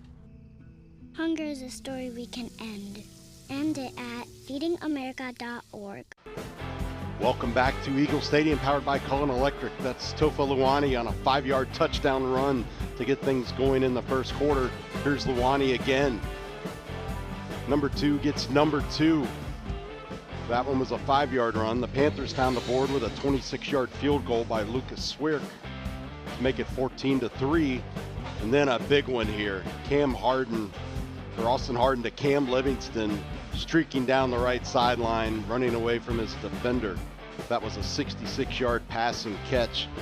Got us to halftime, 21-3, and there's that shrug for Livingston. Mike, the halftime statistics kind of tell the tale, I guess. Yeah, you know, the interesting part of this is You talked about that earlier in the first half, Glenn, how Little Miami had an advantage on the time of possession, and that continued through the first 2 quarters. They have about a minute and a half more possession.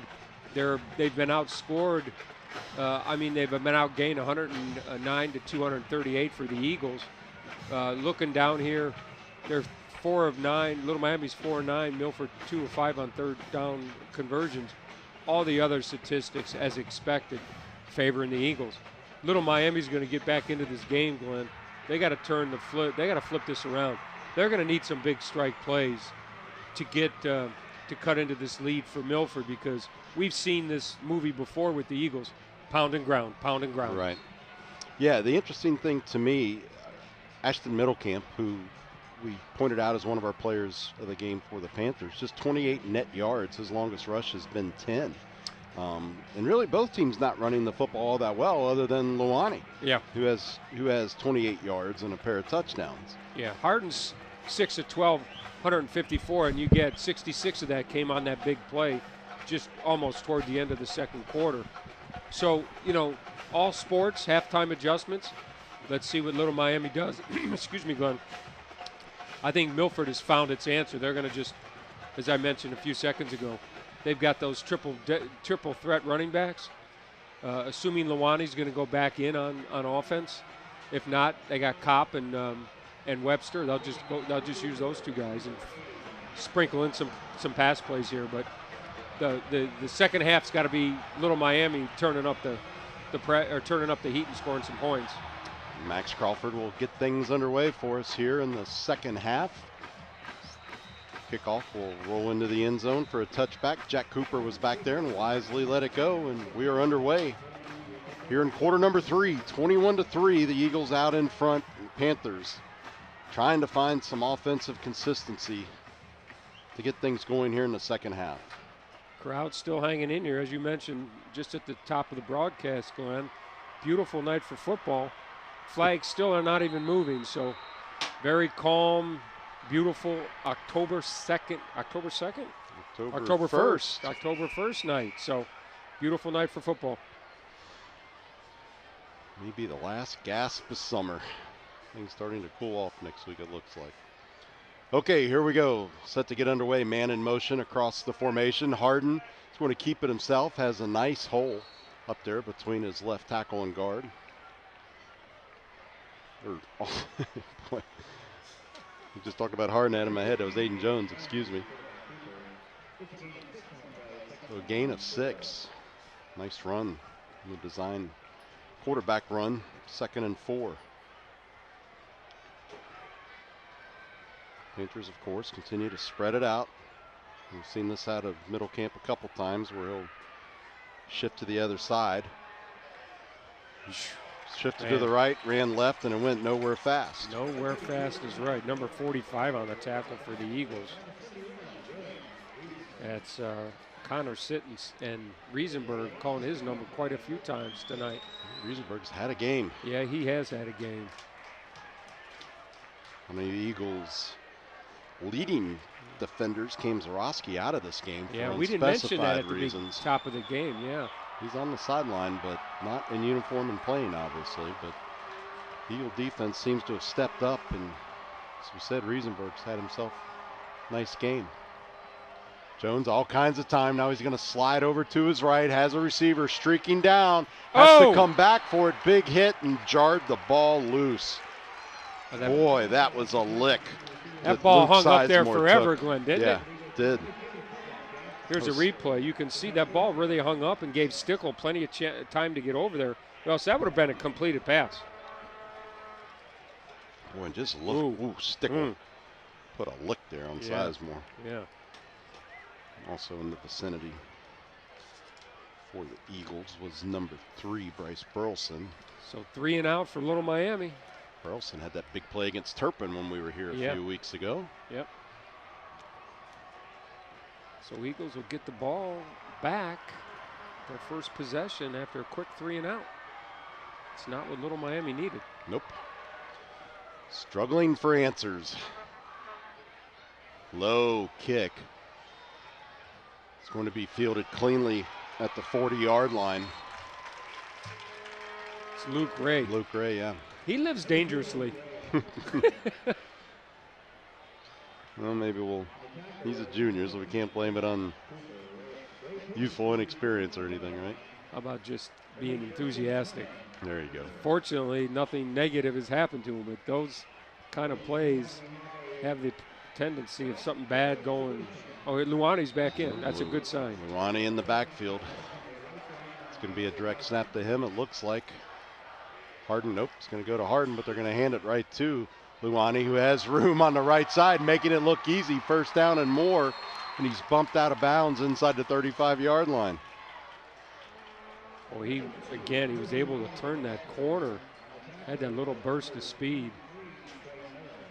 Here it is. Yeah, go ahead, Glenn. I mean, just got good blocking out in front, and then as Mike said, he gets the edge, gets the corner, and probably a touchdown saving tackle there on that play by the little Miami Panthers defender, who unfortunately doesn't have that jersey number on our roster. Luani again carries left side, straddles one defender, and bullies his way inside the 25-yard line. Boy, Glenn, I was just watching the blockers on that, and he really played off his blockers extremely well, very patient. As soon as a hole opened up, he found it, and he really went through. You can see right here, Glenn, he's fouling right behind number 78. 78 gives him a nice block. Then he cuts it inside, and he gets 7, 8, 9 more yards. The young man's got a vision there, sees those openings, and we can really take advantage of it. That's for sure. Harden's going to pass. He's got him open. Touchdown! The open receiver, that's Reese Davis down the right side. And the Eagles strike quickly and make Little Miami pay for giving the Eagles very advantageous field position. So Reese Davis, who we commented in the first half and had a pretty quiet night, gets things rolling here in the second half for Milford. Boy, Glenn, if we can get a replay on that, you can see right there, Davis made a cut to the inside and then quickly took it out to the corner there, and the ball was perfectly thrown. Easy pass and catch. Offered on for the extra point, and it is good. So just about 2.5 minutes into the third quarter, it's 28-3 Milford. Pretty impressive drive there with a short field for the Eagles. And here's your replay. Yeah, there's a replay. You can see right there. Boom, he takes it to the corner. He had 5 or 6 yard separation from the defensive back. Sure. Give Harden a lot of credit. He put that ball right where it needed to go. Yep. It's getting you still have almost 2 quarters of football, but Little Miami needs to start putting that ball in the end zone, or else it's going to be a longer night than what it's already been. Absolutely. For the Panthers. Absolutely, Mike. Well, they're just struggling to find answers, as we've talked about several times. And again, to me, pretty surprising. Little Miami came in 4th in a very tough ECC in total offense. Well, their passing offense was 4th. Their rushing offense is 3rd, but I think we're looking at a different team tonight, based on what the paper says and what we've seen on the field. Give credit to that coaching staff of Coach Grippa, sitting down there looking at those films and figuring out an excellent game plan, at least so far, on how to minimize the damage by the offense of Little Miami. Little Miami came into tonight 1-3 in the conference, 3-2 overall. A very tough ECC, as I mentioned. And Little Miami, one of the new additions, along with Lebanon and Winton Woods. Took an already tough conference and made it tougher, and then you get programs like Turpin who've bounced back under Kent McCullough. Of course, Coach Grippa here in Milford. Yep. Pretty tough conference, top to bottom. Yes, it is. Not going to get much easier for the Eagles. They've got West Claremont ahead on the schedule, and Lebanon. Yeah, those are two tough opponents. Lebanon has been a tough opponent to knock off this year. And then, of course, West Claremont always seems to give Milford fits with that wing T offense. Let's see what Little Miami does here now. They're by no means in a desperation, but they, as I mentioned earlier, they gotta figure this out, score some points, and they gotta score quick. Yeah, plenty of time, but boy, you can smell it, right? I mean, not desperate yet, but you can smell it coming. Jones, pass complete over to his right side. Receiver slips away. The ball comes loose on the ground. Looks like Little Miami's going to keep that.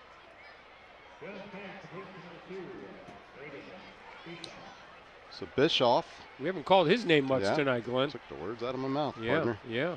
Expected big things out of him, and pretty pedestrian night for him as well. Yeah, he was one of our keys to the game for Little Miami. You can see here the pass. Caught, nice move, nice inside move. Yeah, it looks like he might have been down already when the ball was on the ground. It's Danny McCoy leading the way for the Eagles there, the senior linebacker.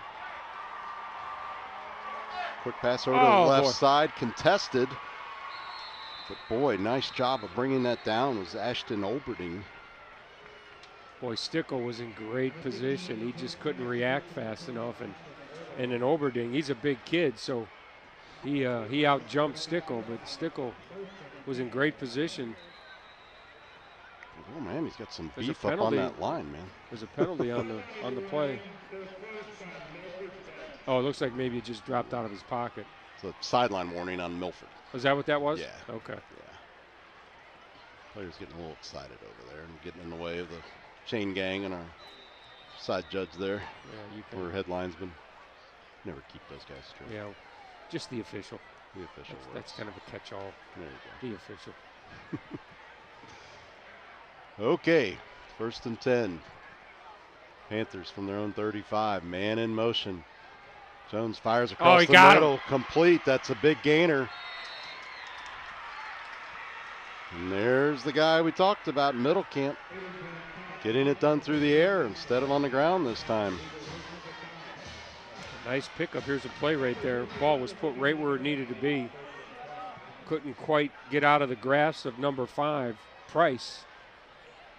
So, Little Miami into Eagle territory.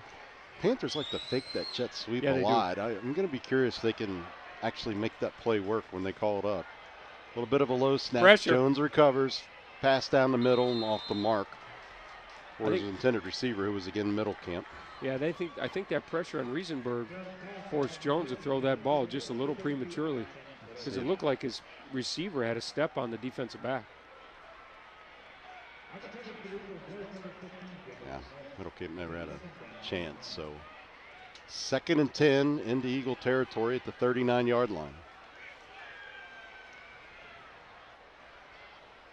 Empty backfield as Middlecamp's going to go up into the slot. 3 receivers to the right, 2 to the left. Pass is complete. Near the 1st down marker. Should have it. Yeah, he's got it.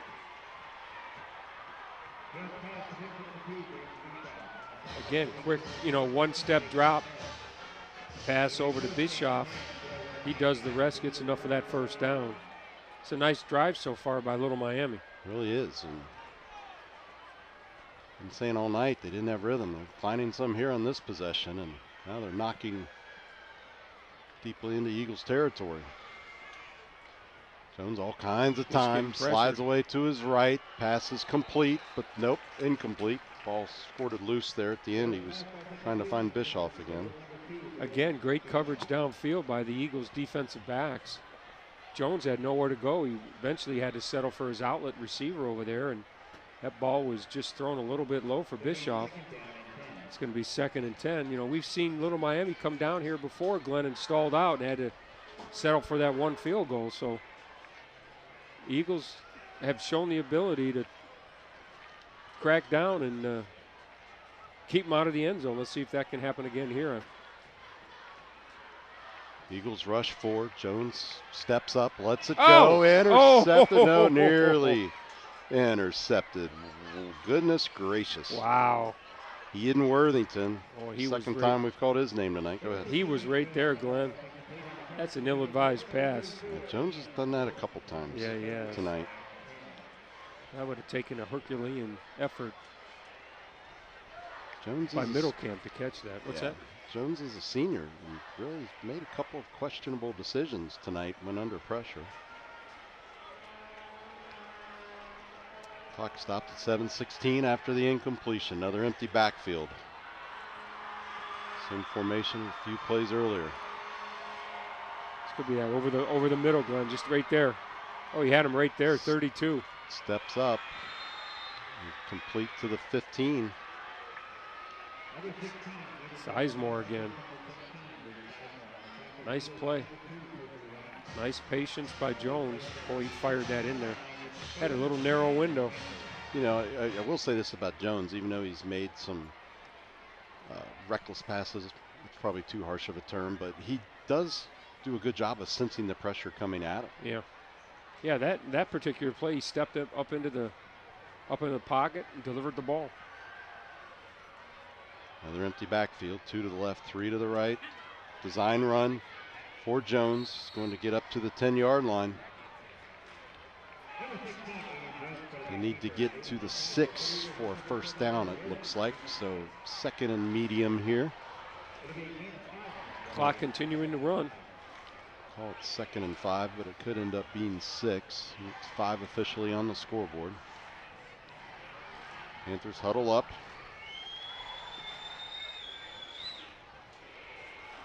I'd say you got to watch for Bischoff in the corner there, Glenn. He got 3 wide to the right.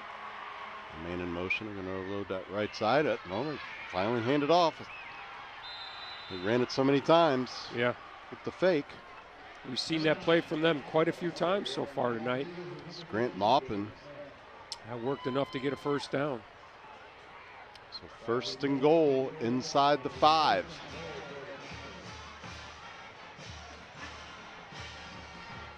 Oh, Miami must have the Notre Dame fight song.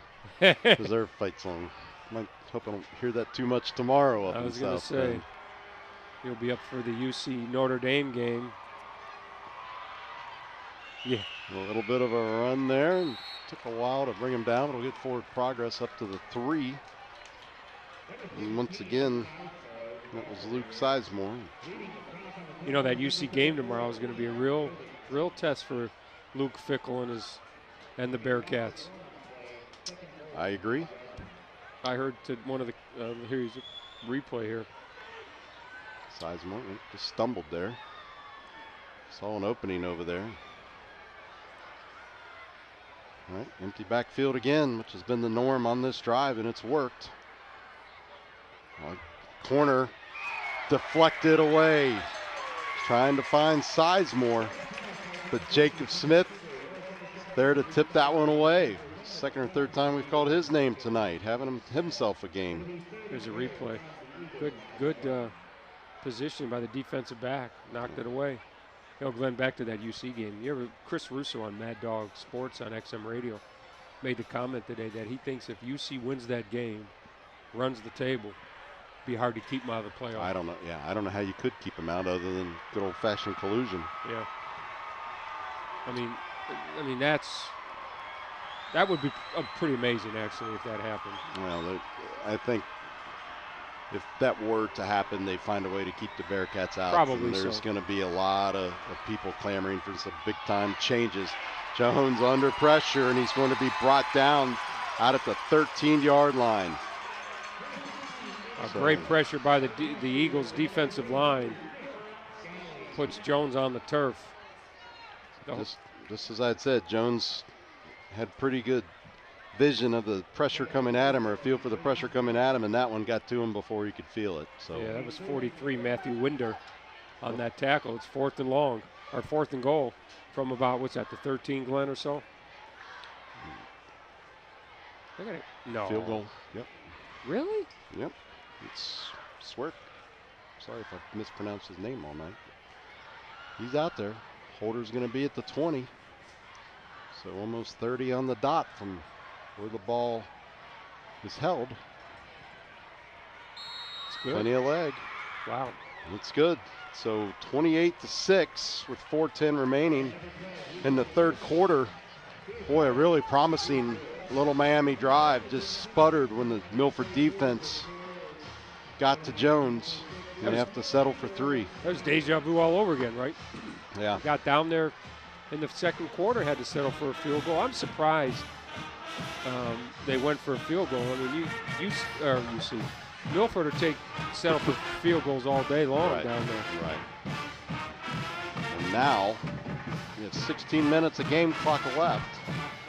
We're down 22 points, so see if the Little Miami offense gets a little more daring, but the defense needs to get them the ball back first. Yep. Yeah, that UC game, I don't keep harping on that, but that's going to be an interesting game tomorrow.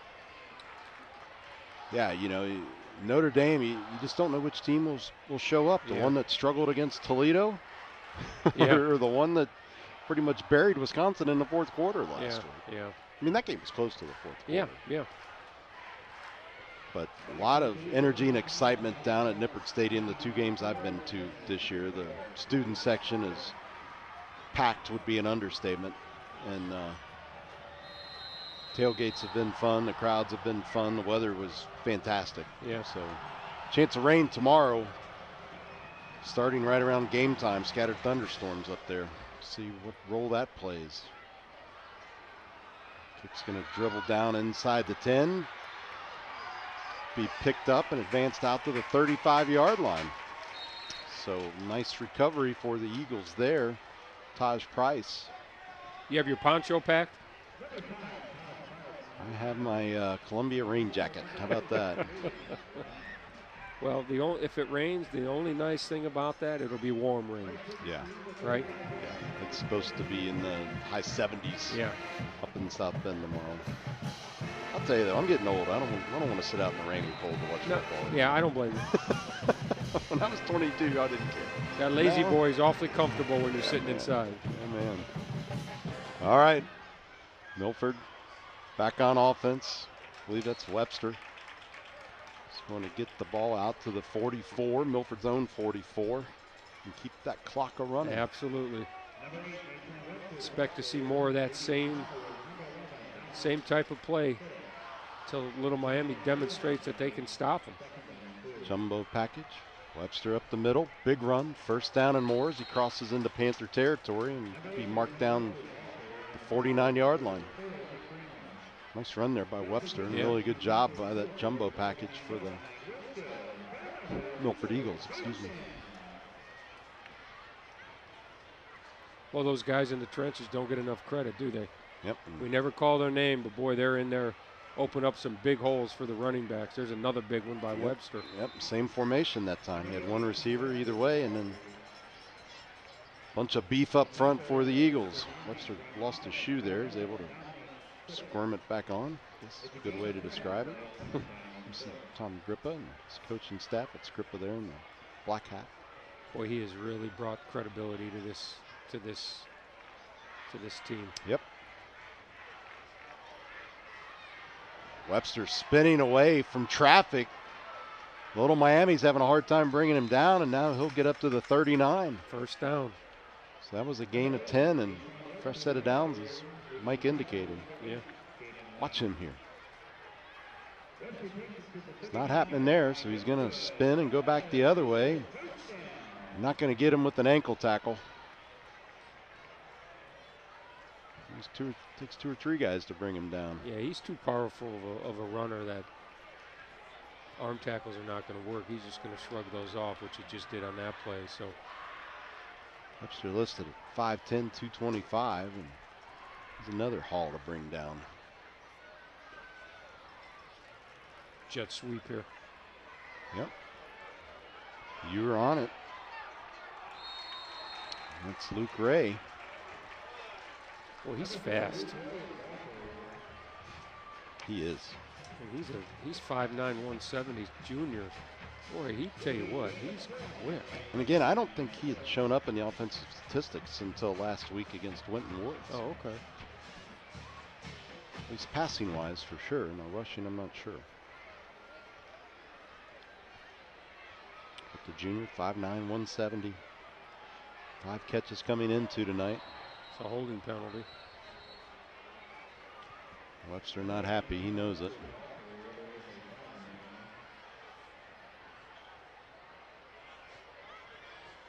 Can't see who that was on, but the official threw the flag right away. 10 yards. Repeat the down. Spot foul, so it'll be. It's the Panther sideline. Yep. Taking many peeks at them tonight because of the action on the field. Mentioned Little Miami joining the ECC after spending many years in the SWAC, Southwest Ohio Conference. It's a big step up for them coming into the ECC. Yeah, for sure. Harding all kinds of time. Oh, Davis just missed it, and he know it based on his reaction there, slamming the turf. Just off of his fingertips. Harding all kinds of time. And just watch this. Great slow motion. Right there, right off his fingertips. Good job, guys in the truck. Yeah, great shot. So it's going to be 3rd and 16. 3rd and a bunch. See if Milford tries to get a chunk back and maybe decides to go for it on 4th down. They don't need to get it all on one play, but he's looking for it. Yep, down the right side. Nope. Not able to get separated. Taj Price. I'd say you got to punt the ball right here, Glenn. Pin him back. Here come the punt team. Yep, I agree. Give them good field position. You know, you talked about Coach Grippa wanting points, and he went back to the same play two times in a row, different receivers. Unfortunately, the same end result, which was an incomplete pass. But he's not afraid to put it up there. I said earlier, he likes to sling the ball around. Yeah. He's got all these good running backs he's got to keep happy. And that one will bounce into the end zone for a touchback. Maybe getting a little chippy out there. Well, that surely helps his statistics for Mr. Lucky, but probably not the outcome that the special teams coach for the Eagles wanted. I think he maybe wanted to try to kick it toward the sideline. Yeah. As long as 53 coming into tonight. Pair of touchbacks, 5 inside the 20. 3 at 50 plus. It's a good weapon to have. Wow, I didn't realize he had that many punts at that distance. It is pretty impressive. 20 punts coming into tonight, averaging just under 37 yards. This crowd's hanging in there. Yeah, they are hanging in there. Little Miami's got to make something happen, or else he's looking deep. He's going to go down. And he is going down. He thought he had time, but the pressure got to him, and that's a big sack for the Milford defense. Absolutely it is. I tell you, this Milford defense just does not get enough credit because, you know, down there in the trenches, you can see right here, they don't give up. They just kept coming and coming and coming. They just don't get it. I mean, we saw what they did, you know, Turpin in the other game earlier this season. They just keep coming at you. It's big Nick Klink there, number 55, leading the way on that tackles. That'd be the last play of the 3rd quarter. Yeah, you know, I think the big loss to Lakota East was 35-0, and then last week to Winton Woods is what's driven Milford's defensive ranking down. Be curious what it would look like to take those 2 games out of it. Yeah, right. And those were losses to 2 really good football teams. You know, Milford got down early, and they just could never play catch-up. Well, it'll be the last play of the 3rd quarter, Glenn. Well, Eagles will indeed let the 3rd quarter expire. So after 3, it's Milford 28, Little Miami 6. We're going to step away for a short break and be back with the final quarter of what we hope will be anyway. You're watching ICRC-TV Sports.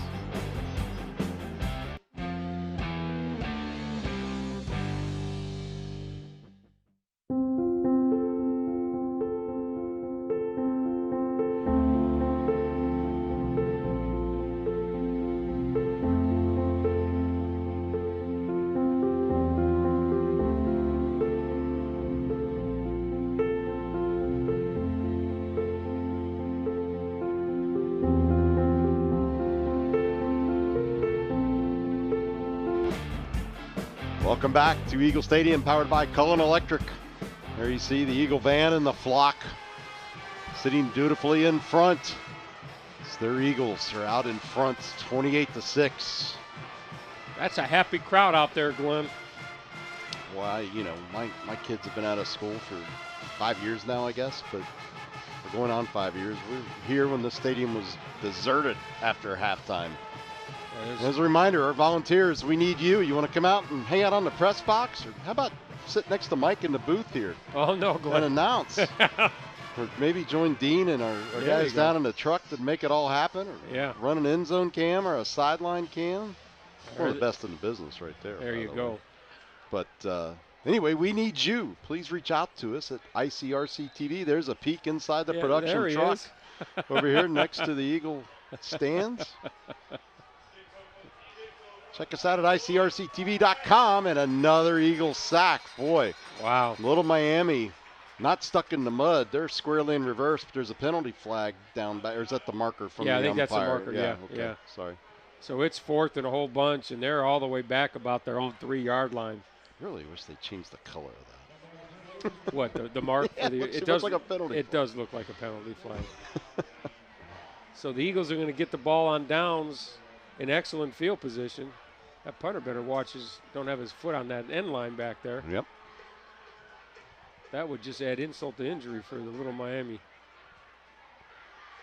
And look, they had he's referees right there looking for it, too. Oh, Mike Harbison, he's watching him like a hawk. right there on it. Let's see what kind of pressure the Eagles bring. It's 5 up on the line, it looks like. Good snap, plenty of time. Nice punt. High kick. The Eagles are going to let it go. It's going to take a Little Miami bounce to the 44-yard line. Their own 44, so Milford with great field position once again. There, oh boy, he was close. If that heel would have come down, it might have been on. Yeah. Great replay. Yeah, Glenn, you talked about years past at halftime. This stands would be darn near empty. Not the last couple years here. Once Coach Grippa got here and turned this program around. Yep. This community is really doing a great job supporting this. Looks like there's a penalty.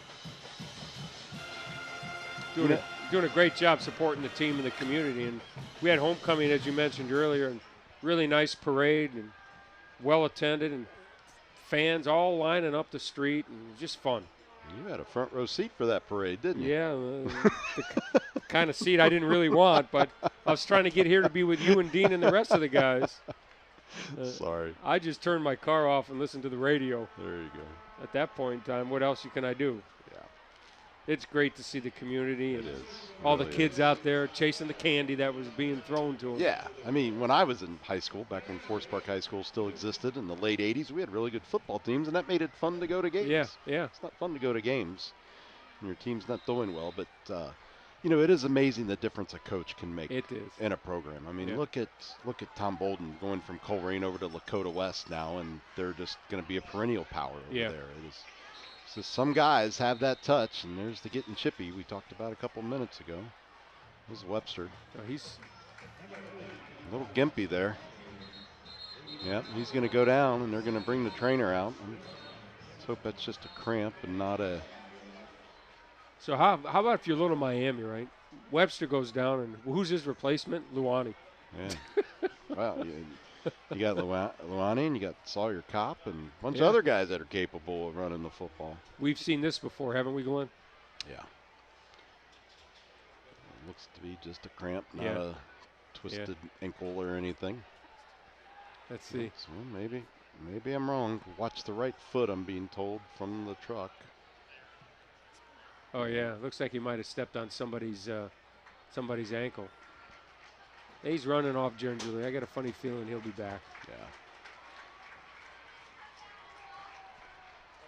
Coach Grip an opportunity to go out and talk to the officials about something anyway, right? Working the officials. Maybe they got a little signal. Hey, sit down so I can come out and give somebody an ear. Yeah, right. I don't know what you'd have given an ear for. You got a 22-point lead and seem to be firmly in control. But 2nd and 5, anyway, from the 46. Those coaches are never happy, Glenn. Yeah, that's for sure. And off. Continuing to chop away and drive. It's Luani. And a few times he's not had a big gain tonight. Yeah. Maybe Coach Grip is going out there talking to the officials about a call they made, 3 years ago or something. I think that's your official show, and you might make that comment. Mike's a baseball official. Yeah. Done some college too. You told me here a couple some weeks ago. pre-college. Yeah. It's pretty cool. Yeah, it was. Yeah, it's kind of fun when you get those kind of assignments. I admittedly don't follow Major League Baseball the way I used to, but you know, back when I was a young kid, you knew all the umpires back then. I couldn't name one of them for you now. Yeah. Well, there's probably one you would remember, Angel Hernandez. Yep. Country Joe West, right? Yeah. Joe West. All right. Lonnie. Yeah. And ankle's not bothering him on that run. Doesn't seem to be. Look how he covers up that ball just as they're starting to make contact. Well, it takes 3 or 4 guys to bring him down. Yeah. Just amazing. He's going to stay back there. Harden's going to hand it right back to him. So I think we're just, boy, what a nice job of getting into the second level there. Jeez, oh, man. Yeah, I think the game plan is give it to Tofa and run the clock out. I don't think we're going to see too many more passes. Say that, they'll fire one down. Yeah. Boy, look at that. He just ran over that guy. Court number 9 there. Grant Hompins whiffed on boy. that one. Top of a bunch of air, unfortunately for him. Sideline adjustment coming in for the Eagles. Play clock's down to 20. Well, you just look at that body language over there on Little Miami, hands on hips. Just not a whole lot of excitement going on there. I guess I wouldn't be if I kept getting beaten up by Webster and Luani. Yeah. Well, Hardens gets away from 2 or 3 sack opportunities and throws incomplete. Wow. Wow, yeah, it is cool. Little guy kept fighting, getting out of those tackles, Glenn. You know, we talked about Little Miami. I think they're a little better than their record indicated. Maybe it's a little bit of a hangover coming in tonight after that close loss to Loveland last week. That was a late game, too. That game ended very late in the evening. They must have been chucking the ball around pretty good in that one and not running it. All the other games were well over with, and before that one finally, we got a final one. Yeah. So 3rd and manageable. Handoff up the middle. First down and more. Yeah, I got it. Dragging defenders with him is Luani. It's inside the 30. He'd be marked down at the 28. Glenn, I'd have to say if Milford goes in and puts this ball into the end zone, you might start seeing some of this, the second teamers or something coming out. Last thing you want to do in a game that the outcome might, be well underway and have somebody one of your starters get hurt. Right. Plus you get that second team with some experience. Already had Luani down on the turf, Webster down on the turf. Long pass. Oh my God. Somehow caught. Goodness gracious. In between 2 defenders. Luke Gray. So no Luani. Oh, is there a flag? Referee stopped the clock. Had to come back for it a little bit. Good job on defense there by Jaden Wayne, Jr. That's just one of those plays where Ray wanted it more, right? Looks like there is a penalty on the play. Let's see. Let's see. It's unsportsmanlike conduct after the play. Oh, wow. Wow, that's what that was? Oh, that's... Let's see here. Come on, guys. That's... For that. Yeah, that's... Unless he threw the flag after he walked away. I can't imagine he said anything to him, but yeah, Coach Grippa's got every right to be disappointed. That's unfortunate. Let's just leave it at that. Yeah. Luani powers his way up the middle. Well, that gives Milford the opportunity to take more time off the clock, right? Here's the play. I mean, great catch by Ray. He just gets up, nothing wrong with saying, yep. First down. Yeah. See my guns right here. And the referee, again, he's taken a handful of steps away before he decides to throw the flag. I mean, you'd think he would have pulled that out right there and said something to the player. And we've seen far worse not get flagged. That's true. Let's be honest. Yeah. We've seen far worse in this game not get flagged. Luani tries the right side. Stood up. Be about 5 yards short of that first down.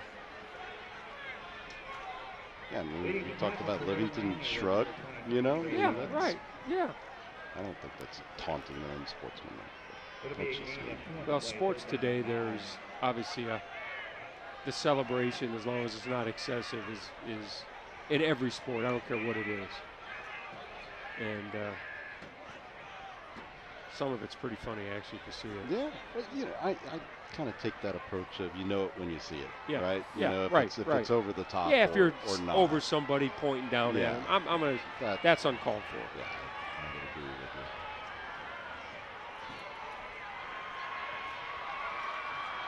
you. Hey, Inside screen. Oh. Tried to dump it off and deflect it away. Trying to find Reese Davis. Here it is. Watch this. He's lucky that wasn't intercepted. Yeah. Except it's a defensive lineman, so that in itself. Oh boy. Glenn, are they? I gotta imagine they're going for it, right? Field goal. Hey, if it is, they've not attempted They're gonna one try all a field season. goal. We're talking field goal.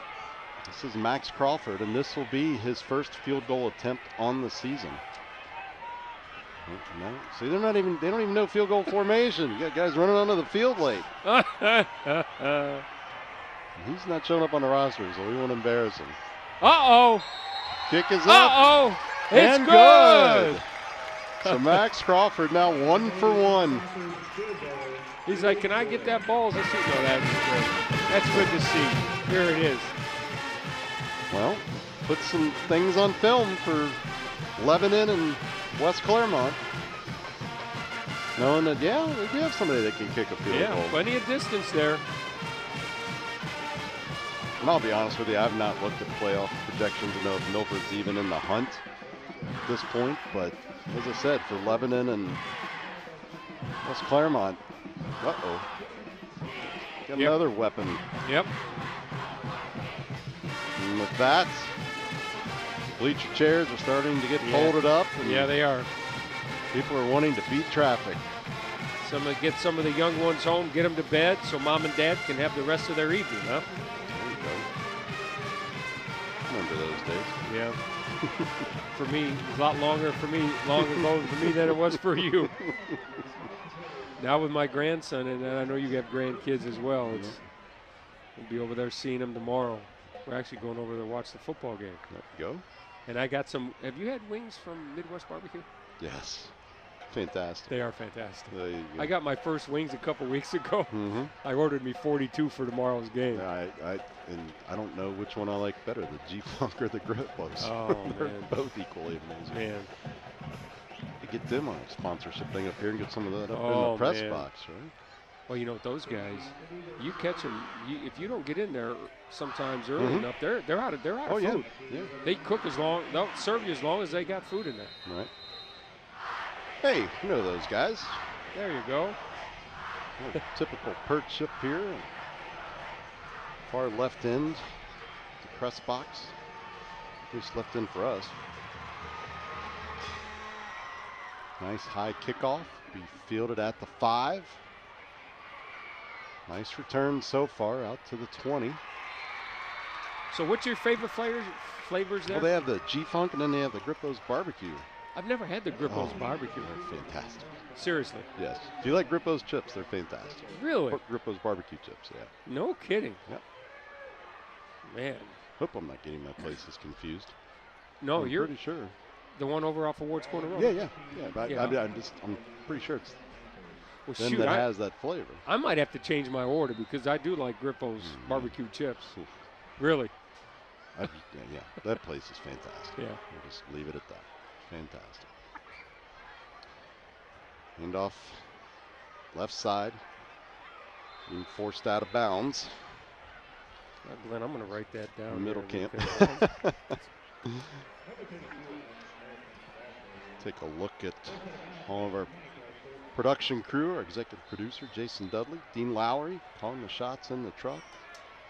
Simstrot listed as our director. He's not here. Yeah, I was going to say, don't give him credit. Here's Mike and I. Yeah. Spelled right. How about that? Keith Dale, camera. We got somebody down here, injured Drew player. Lowry. Yeah, Eric Johan, best in the business. There Telling he is. you. Cameron Ford, I hope I'm saying that right. Dean calling up the excellent replay work we've had tonight. Cody Fry with our graphics. It's amazing. And of course, it's all thanks to our community, ICRC communities, and the cable subscribers and the franchise fee that enable us to bring out top-notch equipment. Absolutely. For athletic events, governmental meetings, music. All kinds of good music stuff happening at ICRC right now. If you like local music, be sure to check out our website, ICRC-TV.com. Looks like that's a Milford player over there, Glenn. I thought maybe that. Oh, there it is. It's like number 31. 31. It looks like maybe, Glenn. I'm not sure. Ryan Compton, but I don't know if that's him or not. Looking on the knee, unfortunately. Yeah.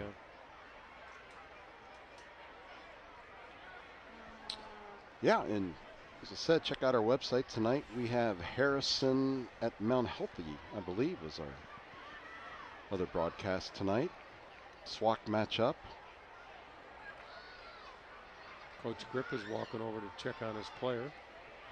All the players are taking a knee. Looks like they're going to give him a chance to give him a little water break. And once again, not only check out our programming opportunities, but help be a part of our programs. Come out, as we said earlier, run the camera, learn the truck. You too can set up a football game only to have it disturbed by storms. Yeah, that's Ian Worthington. Yeah. We've called his name a couple times. Absolutely. My apologies to number 31, Ryan Compton. I should have probably made sure I knew what number that was before I just assumed. So my apologies to him and his family. So Eagles will come back on offense, 2nd and 9 with 5:49 to go. Got to believe the Eagles are going to continue to run that ball. I'm sorry. Little Miami has the ball. That's right. Eagles punted. That was like 10 minutes ago. So Yeah, I this guess, game was yeah. cruising along pretty good, and then all of a sudden. Yeah, come to a screeching halt. 2nd and short. Jones calls for the football. Handoff. Middle camp. Got the first down. First down will stop the clock until the chains get moved into position. Milford's very content to Middle let camp, them. a little ginger there. Yeah, let them run that ball. Keep that clock moving.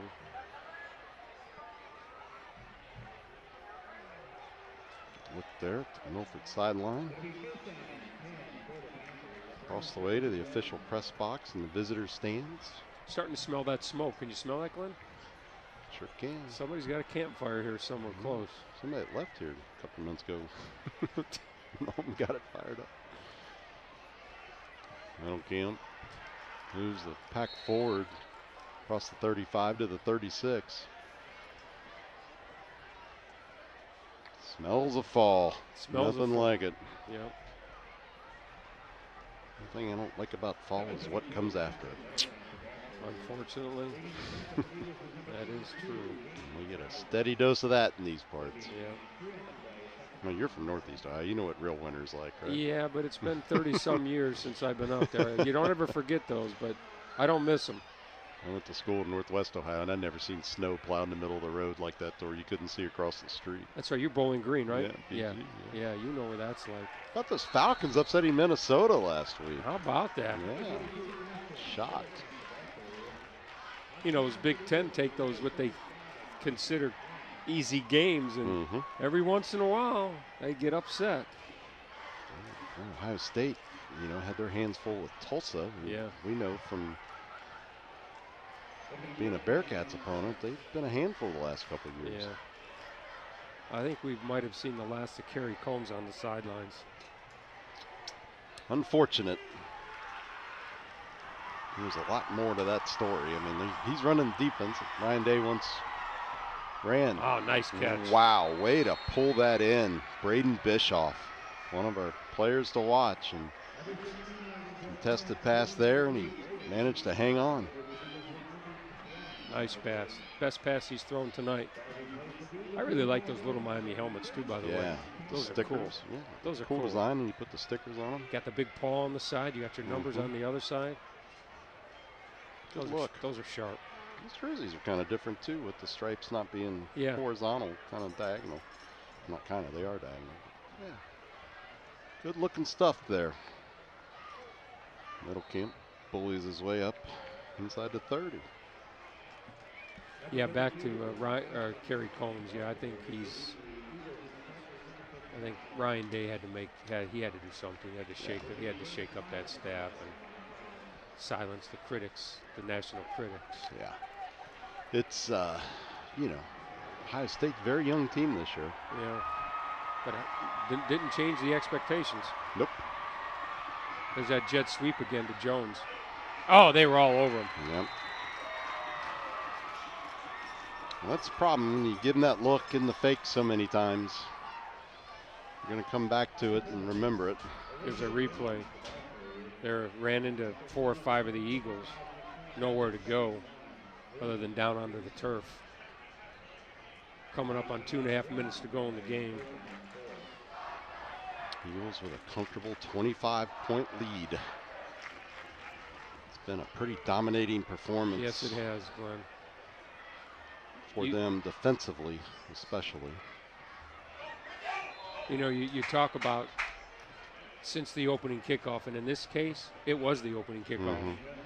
You know, that trick play that unfortunately got called back, although if it would have been a touchdown, and then the other trick play that Grippa came up with, it just really set the tone for the Eagles, and they haven't looked back. Yeah, Little Miami played catch up from the first play of the game. 4th and 4. Panthers.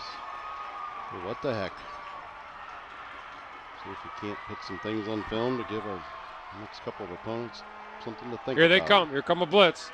They're looking for him. Jones slides away. Gets the pass got off it, first before down. he's brought down. No, they're saying incomplete. Yep, on the turf. That's it. So that should pretty much do it. As the race to the exits comes a little more quick. You know, we've talked about it on some of our other broadcasts. You know, great opportunities next couple minutes for the second team guys to come in and get some playing time, because you never know the old proverbial next man up. Next man up, yeah. Live game reps. Yeah. No replacement for those. Correct. What a impressive victory tonight for the Eagles. Made it even sweeter when all those boys and girls go to homecoming dance tomorrow night, right? Right. They have a little something to talk about the football game, and that's great. It'll be fun. Milford will improve to 5-2 on the year, 4-1 in the ECC. Little Miami will fall to 1-4 in the ECC and 3-4 overall. Well, Webster's still in there. Interesting. There's some little chippiness in spots out there on the field. Feels like a decent little rivalry developing between these two teams. You know, well, Miami's not that far away. I wonder why they stopped the clock. Maybe he ran out of bounds.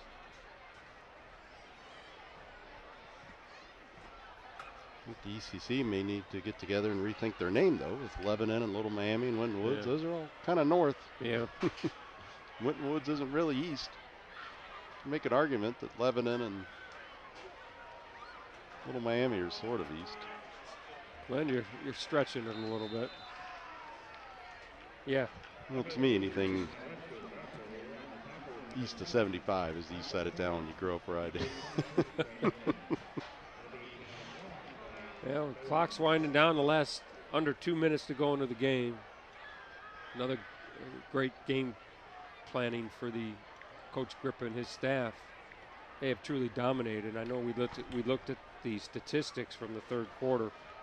I have, through three quarters. I'm sorry, that's through halftime. Through 3 quarters, Little Miami had 177 total yards to 317, and the way the fourth quarters played out, that gap only got much larger in favor for the Eagles. So. Yeah, this will be a fun one.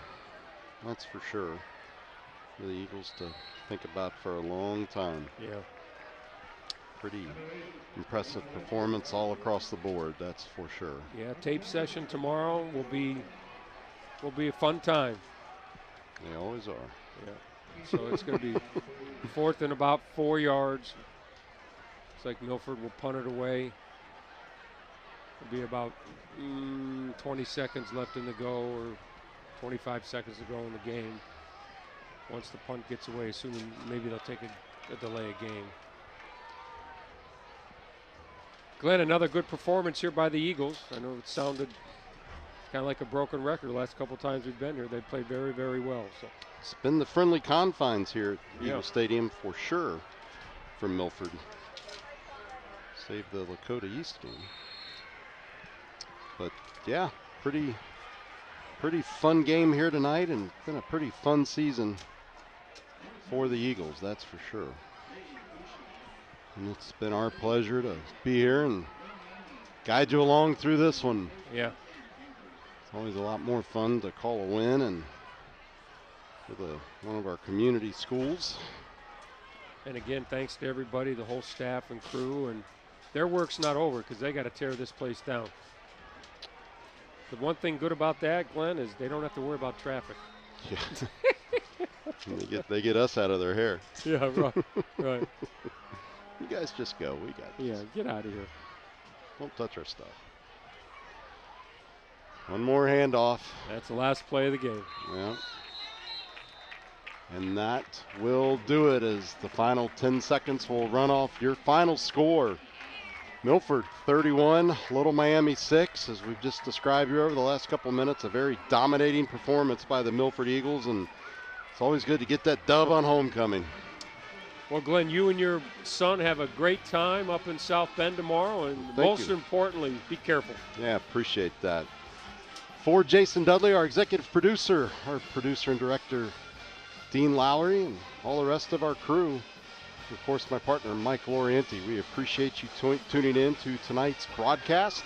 Once again, Milford emerges victorious, 31-6. Thanks for tuning in. You've been watching ICRC-TV Sports.